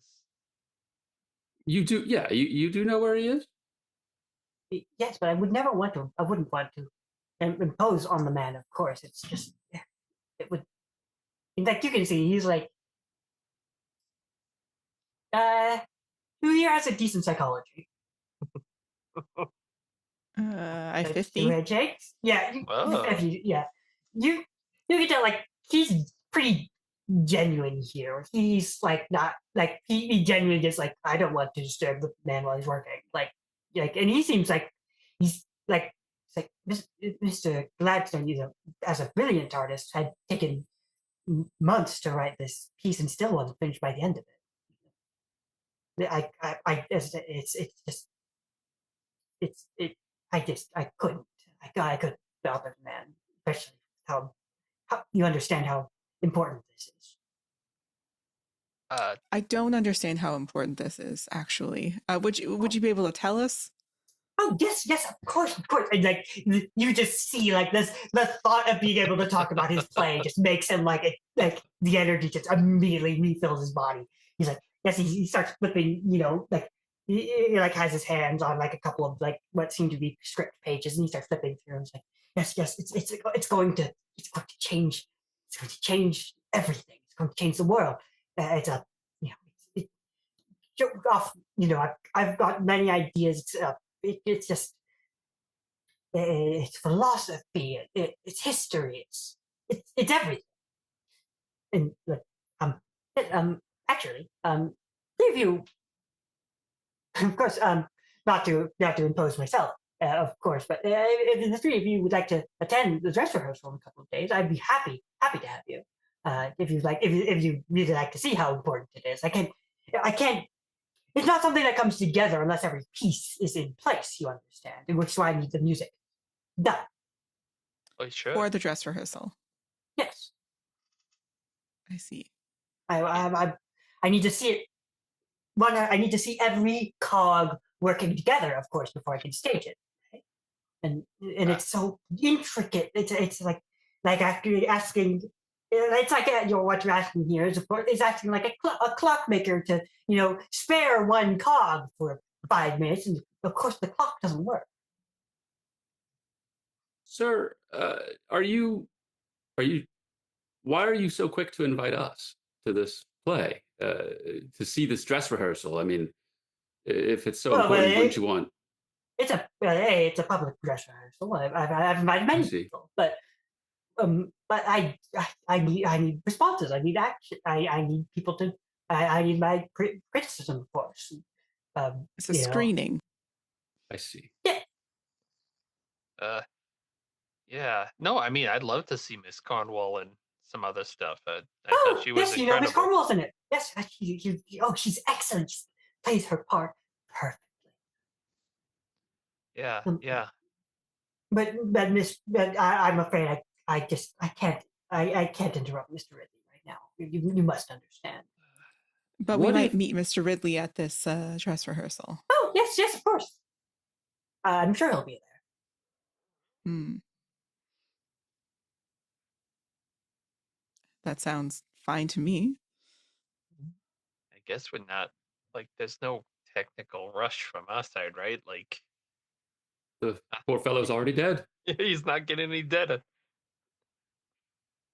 My only worry is that if there's something to do with the stress from this piece that was affecting Charles, it might affect Mr. Ridley. That's my worry, is that he might feel pressure, and I don't imagine he'd meet the same end because he doesn't have the same stresses, but I imagine he's also feeling pressure to perform for someone such as yourself. Yes, of course. I do have. Of course, I've let the man entirely alone. You understand. He's been delivering. He's been delivering. I can't imagine it won't be finished. But this is why I'm being so careful about it. You understand. So there's somebody monitoring him. He's like, I wouldn't put it that way. That seems a bit.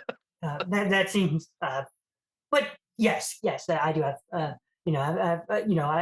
have people checking in on him, of course. Especially, I need someone to deliver the pieces. He doesn't like to leave his home. He doesn't like to leave his house, frankly. But and he's eating. You have somebody making sure. I would hope so. How many stories is his home? Perhaps that is in poor taste. Oh, nothing's in poor taste here. Please. Oh no! I just want to make sure he's not going to jump. I don't you see, he sort of looks at you a little odd. He's like, I don't understand what you're implying. Well, we were talking about similar stresses. Who knows? Yeah. Bradley, give me a spine roll. Oh, I would love to. Come on, man. Can't be another 80, certainly. Good God. Okay, no, normal success, 58 under 65. All right. You're sort of looking at Chillingworth. He's very animate, And he sort of Yeah. like he'll like show you a piece of paper for that he's talking to you about for like a He's second not before doing the putting it back down. opium, is what I'm hearing, probably. Seems to be no. But you'll notice like something that's sort of like sticking out from under another piece of paper that he sort of sets down. You follow his hand. You'll see there's what seems to be some sort of bit of maybe concept art or something like costume design. Oh. Um, there's this man in black that you sort of see. Uh, you don't get a name, it's like whatever information about this character is sort of been covered up by the piece of paper. The thing that Yeah. sort of like catches your eye is that looks a bit like the carriage driver. Oh. Like, isn't that the clothes he was wearing? Maybe. Kind of. Looks like it. I think in that case, he's gonna start moving his way kind of towards the desk that this is on, Mm-hmm. uh, and try and you know what, he's gonna do this. He's gonna bring out that valise that has the old notes and everything on it, and he'll Mm-hmm. set it on the desk and be like, we did find some of Charles' work. I don't know if you've seen it, if there's anything new that maybe could get to Ridley to help him. And he's basically going to try and distract him with that and slip the the picture of the costume into his shirt sleeve, because he's got a little sleight of hand on him. Yeah, give me some sleight of hand. Give me a roll. Come on. 87. So no, does not get under his 50. Yeah, you'll be able to like say it, like you set down like the valise of paper of like musical notation, and like he'll like Tillingham is like, oh yes, of course, and like he just happens to like shift papers around on his desk just to make it like Damn it. in that just like on like seemingly totally by accident in a way that you just can't reach it. Shit. Yeah. Yeah. He'll commit to the bit though of like showing him the notes and he'll like that, but look through. It's like, oh, excellent. I I can't thank you enough. Oh, this does seem more recent. Yes, I will send this to Ridley immediately. Oh, Now you're oh. sure there's no way that we could drop this off for you, and maybe I'm just worried about his well-being. If he's working so hard, maybe he's not eating. And he'll look at the valise and he's like, oh, well, if I have to, well, if I can repay this favor, of course. No, I think no, I think that would be in order. Yes, if you'd like to deliver it to him, yes, of course. He'll slide them back to you and say, yes, here, let me see, where does he live? And he starts like flipping through his own bits of paper. we also need to know where just you're a bit down born. the street. Just a bit down the street. Oh, He's close by. A couple blocks. But yes, he lives here himself. And like he'll give you an exact address. Yeah. Wonderful. Ernest, before we leave to go bring this, would you be willing to give us a little sneak peek of what's gonna, of your play? Oh, A little synopsis, perhaps. I wouldn't want to ruin it. Listen, as I said, every piece needs to fit together, and it's best if you don't know if the pieces are coming. I see. It was worth a shot. But yes, of course, if you'd like to visit different, if maybe, like I need the criticism, especially it's hard to reach people as upstanding as the two of you. I would be very happy to wipe any expense if you'd like to come. Oh. And you as well, Mr. Fletcher. Oh, that's very kind of you. I was kind of realizing that this was probably not a. As soon as you say clockwork for play, I'm thinking this is probably not for me. That's very kind of you. Great. That sounds great. We'll drop this off as soon as we can, and make sure he's doing okay, and his well-being is what I'm concerned about. And if you'd like to, I mean, we'll get the information from you about the dress rehearsal, and we'd be glad to see how it's coming. Of course, of course. I truly hope you'll see it. It'll change how you see everything. I promise. At the green, correct? Yes, yes. We'll see you there. Yeah, it's a pleasure, Mr. Chillingworth. I feel a little lightheaded though, so yeah, let's kind of do the thing. Has Ruth been here the whole time, just being weird in a corner? You turn around and like you say that, and basically at that moment you see like her like her sort of like step into the doorway. Like, Yeah. did you want to be led back to the door? Yeah. Yes. Thank you, Miss Ruth. That would be absolutely wonderful. She'll sort of step forward and lead you back down the hallways if that's where you wanted to go. Yeah. It's a pause for me. The trick to getting through all this haze is to take deep breaths. And Yeah, once you I get do used feel to calmer. Yeah. you'll be much better. So like as you sort of like reach the door, and start to head out, say, who's in the back, basically, of the three of you? I think Murray is going to have trouble being in the front with his gouty foot, so I Are might you in the back? Yeah, I'm in do the it, back, Murray. yeah. Yeah, I love Ruth it. will sort of like grab you like by the arm as you're about to step out, and like look at you and say, "Please come back."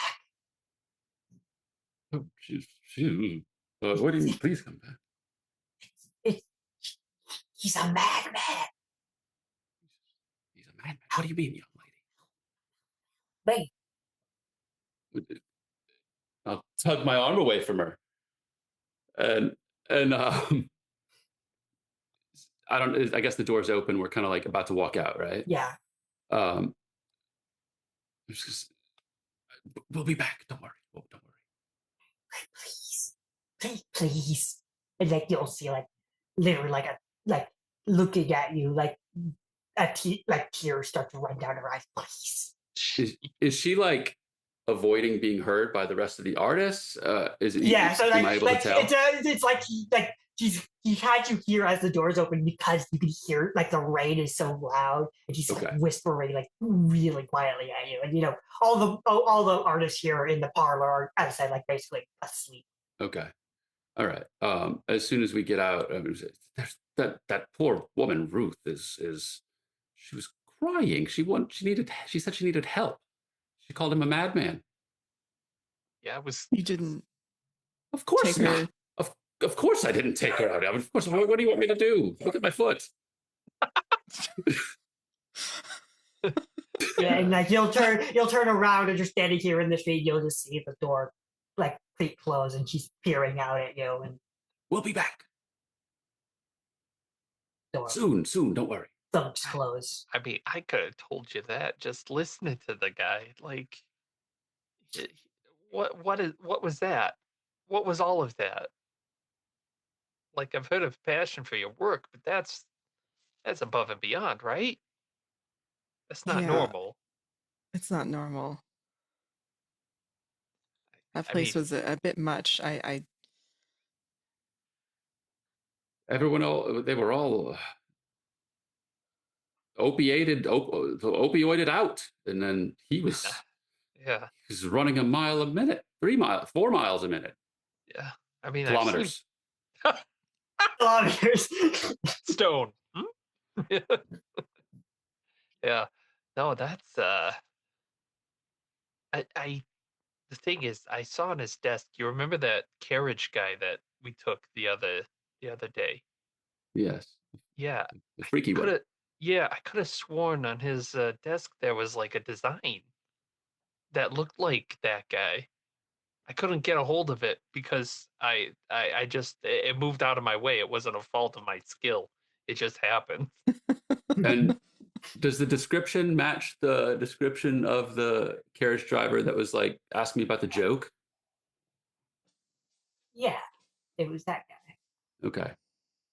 Oh, Jesus. I don't remember if I told either of you about this, but there was a creepy fellow who he, based on your description of the drawing, he sounded Yeah. a lot like my carriage driver who Yeah, asked me about a joke. we'll assume you took the carriage driver that you had sort of been like driving around, and Yeah. Charlotte took her own personal driver. would be my Okay. Mhm.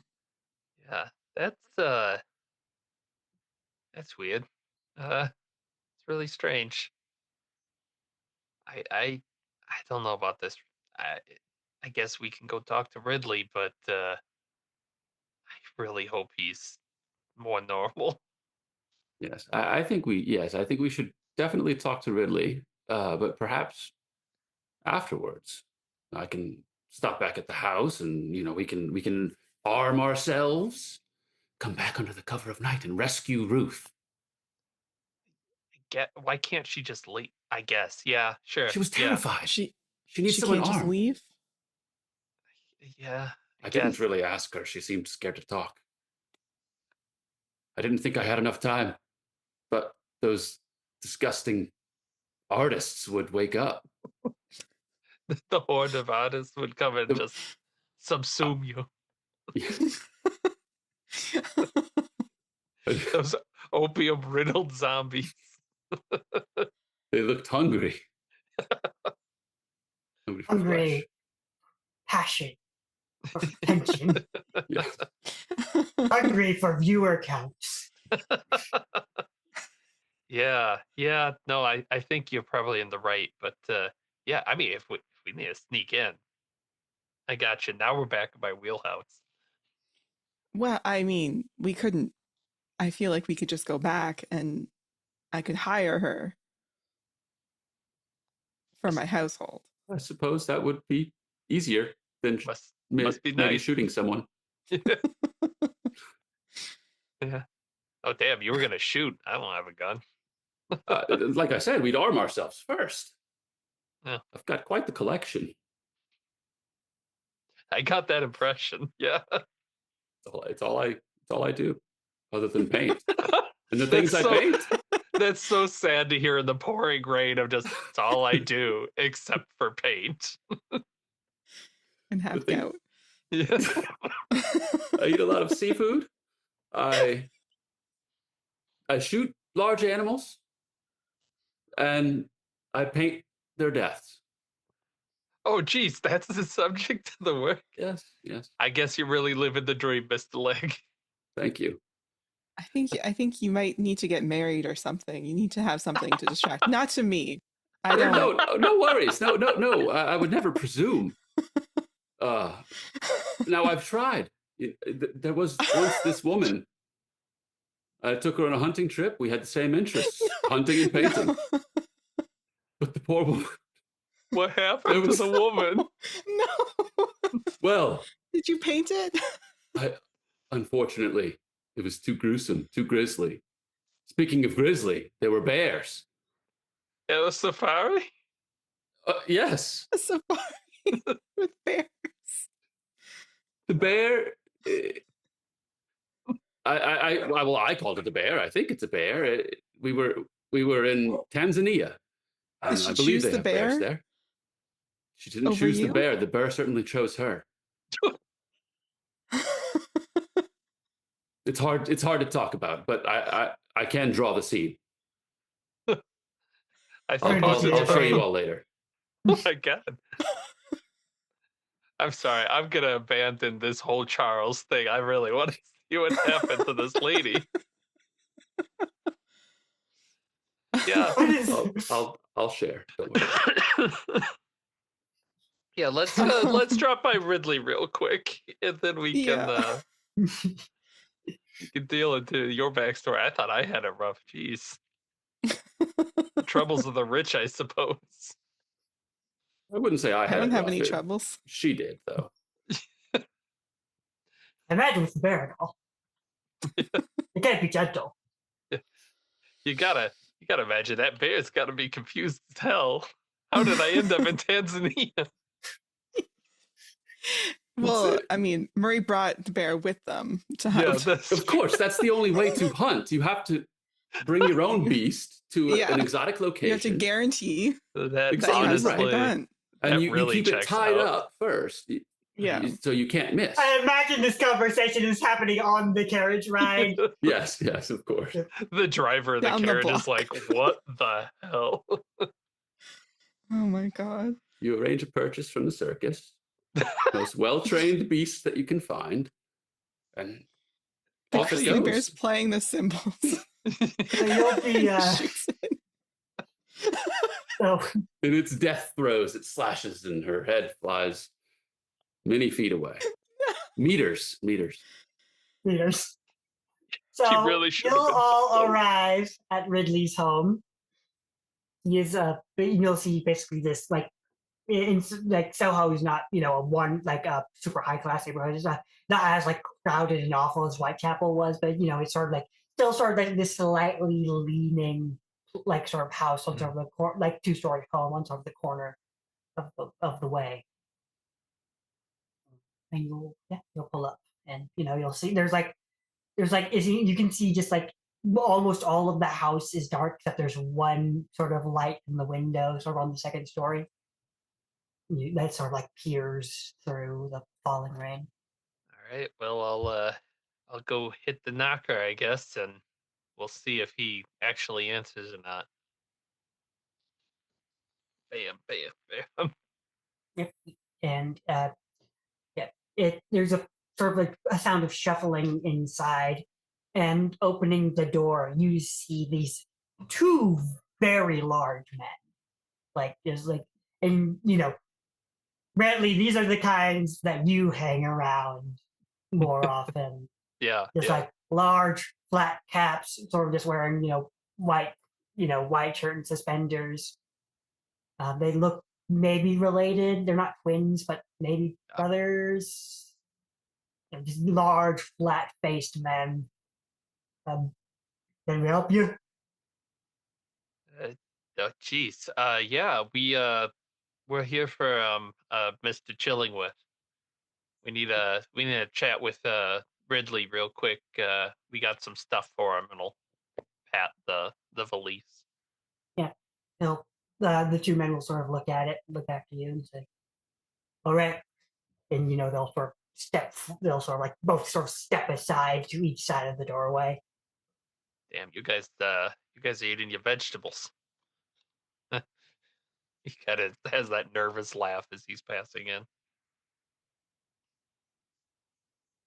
Yeah, I'll follow. All three stepping in.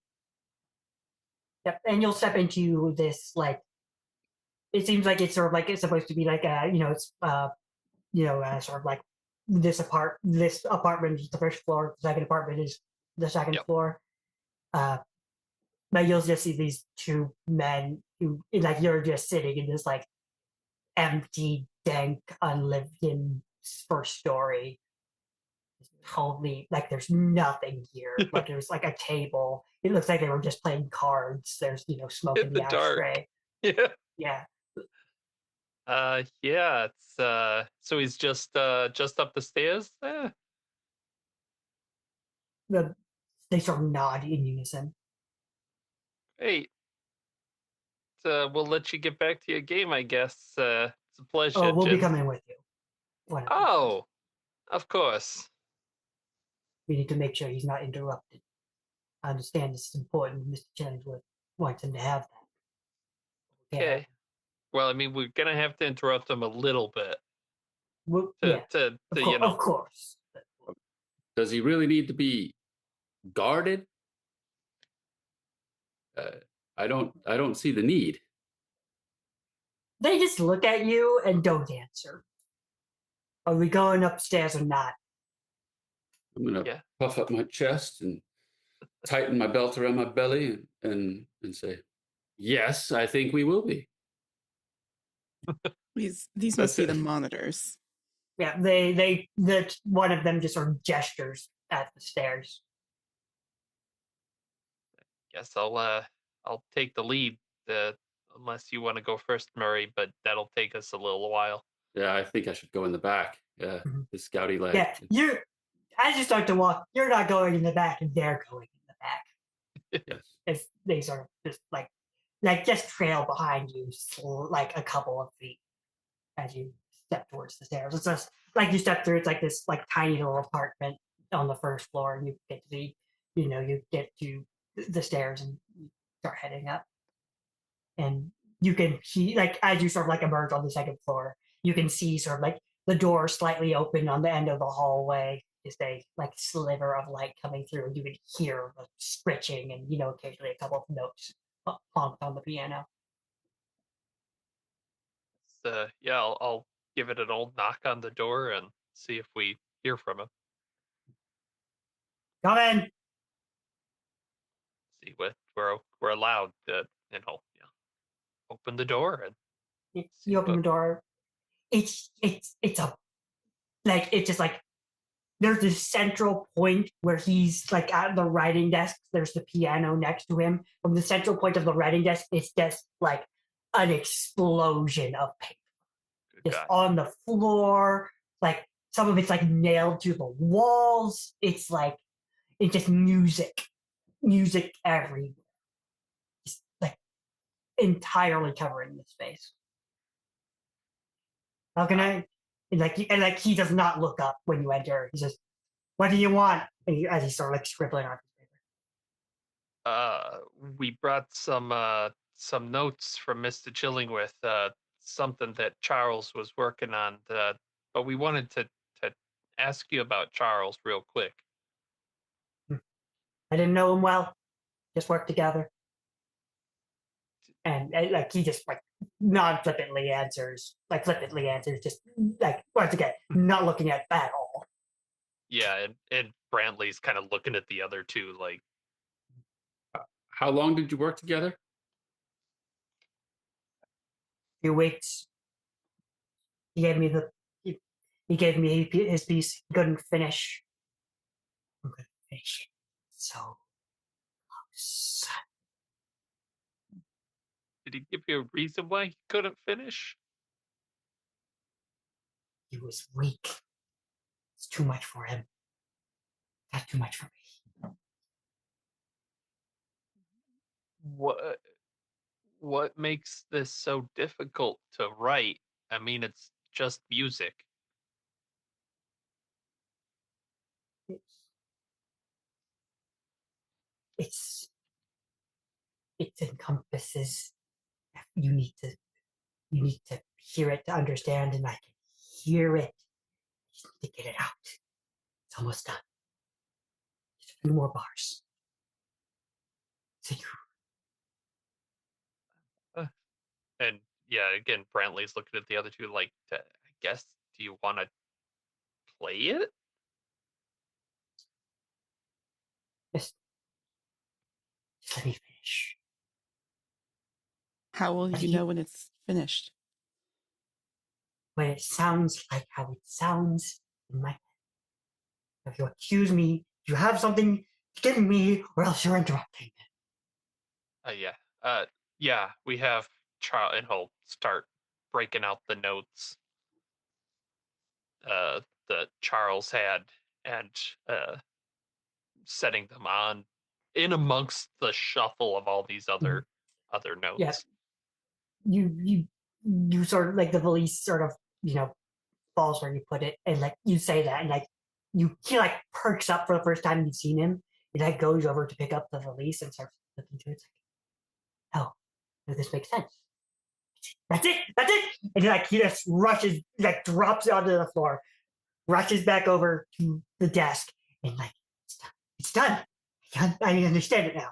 And, like he just like starts scribbling furiously while the three of you are sort of like in the room, and you can feel just the presences of the two very large men in the hallway. This is what you needed. It's done. Almost done. Yes, yes, just one more bar. One more bar. like he like it just like you see him like scribble the last note, and then like he like drops the pen, leans back, like lets out this sigh, and then it's done, it's done, and the two large men just sort of push past you, and like he sort of like starts collecting random slips of paper from around the room that eventually come up to a pretty thick, book that he'll like, and he'll like the like release that you had like put the papers in. He'll like literally just pick that one up and just like slide the finished piece to release, and he hands it to one of the mental large men. Thank you. And then like he'll turn to look at the three of you. Thank you. Yeah, I guess how is this gonna get credited? He's kind of looking at Charlotte and Murray Um, like you guys are gonna give Charles credit, right? Like if he yes. died for this. Yes, I can. Yes, I should sign it. Yes, I should sign it. And like he goes over, he grabs the ink pen, and he jabs it into Oh, his geez. wrist, and like grabs the valise and starts writing Charles Gladstone with Daniel Ridley. At least he gave him, the first spot. And like I'm just gonna make a most- little cheeky sanity roll if you don't. excellent. Oh, wait, give me 1 second. He turns to you. He turns to the three of you and says, "Thank you." He takes the pen and he jabs it in his Oh, neck geez. and pulls, just spraying all the music in the room in red, wet blood. I had questions. Everyone can roll sand. Yay! Yeah, a 98. Can you fumble a sanity roll? I assume you can. If it's under 50, I imagine. It sure is. It started out well under 50. 000 is bad, right? Oh my god. That's also a fumble. I'm good. Well, Scarlet, You're fine. Scarlet, you're going to take one. Both of you who fumbled are going to take the full 6. oh my God. Both of you make the idea rolls. Okay, well that also puts me, that's my 7 for indefinite, although it is a different day, so. All right, be stupid, buddy. Be stupid. Hey, I'm too stupid. 72 over 65. Well, I got a 98 out of 70. I'm too stupid too. All right, you're too. Yeah, you just like you're just so dumbfounded by this turn of events as Ridley falls to the floor and gargling blood. How are the three of you reacting? Just I'm looking looking at the to two the- big looking- guys, yeah. I was gonna say, looking to the men, and They've taken the valise and they're just walking down the hallway. Well, call the hospital or something. Yeah, I mean, this is how ghosts are made. He died, and this is horrible. Yeah. He's gonna haunt us for the rest of our lives. can I attempt to like staunch the wound with somebody else's? Oh, use the musical paper. Yeah. You got how's your? It's first aid in Call of Cthulhu too, right? Yeah. Yeah. 40. Yeah, you've got it high enough to know this man is Oh, there's no saving this man. great. How did he get the music in his head? Is my question.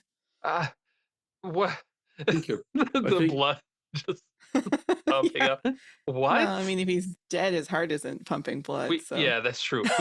Yeah, that's fair. I can't be here for this.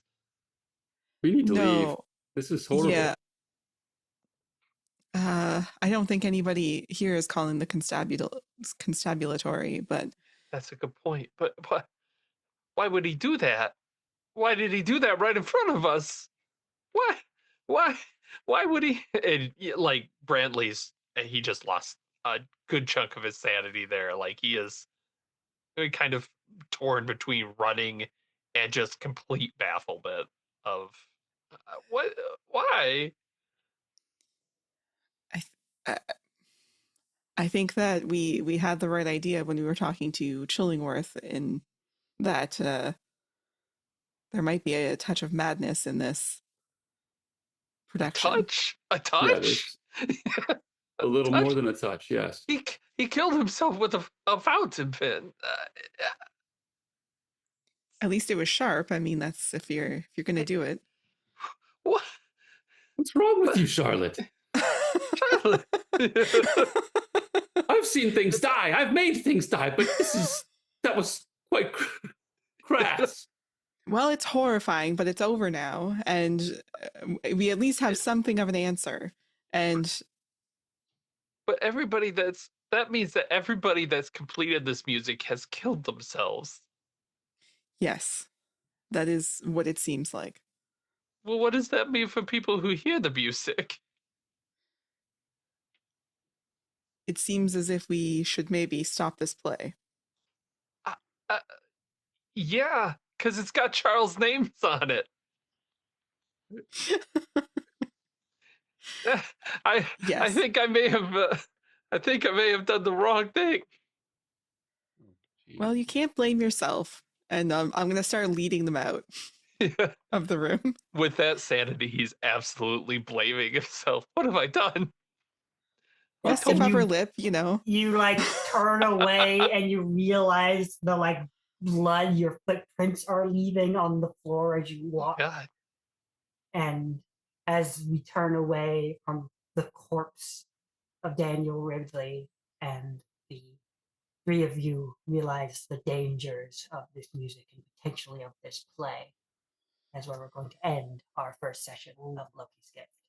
Awesome. Thanks so much for running this, Zander. This is what a Amazing. cliffhanger of it. All Okay. right. Yeah. All right. Yeah. Do we have? I know we have some things to plug before we close out for the week. What's new on David behavior? What's new? Well, At the probably. time Well, that by the this time this comes comes out, yes, we'll have released The Ruins, which is an interesting one. We watched the movie. Okay. Yeah. It's not very good, although Marie loved it. Awesome. Yeah. Catch it on your podcast player of choice. Awesome. All right. Anything from you two that you want to plug at this point? Yeah, I've got nothing. Go check out the RPG Reanimators Patreon. Look out for the second episode of Loki's Gift whenever that comes out. Yes. Yay. I'm very excited. Continue this descent into Victorian madness. As we hand well, I think we're just going to keep handing insane people more things to do bad things with. Let's bring our guns along and just give it to them. Here you go. Yeah. You want this? We'll arm everyone in the auditorium at the play. In the theater. Yeah. Complimentary pistol as you go in. Have a wonderful showing. You could bring a bear. See what That's happens. true. Brings back too many painful memories. That's going to be our spin-off of Loki's. I don't really know where it all came from. It's just, there's at least one sense. Norse god who's got something to do with bears that we can make a scenario about. Yeah, for sure. As she dies. It doesn't feel bad. Yeah, it hurts a lot. Oh my god, no. All right, and with that, the RPG Reanimators will see you for the next episode of Loki's Gift. Thanks for watching. Bye-bye. Bye. Thanks for listening. Be sure to check out the RPG Reanimators podcast for horror scenario reviews, interviews, gaming discussions, and more.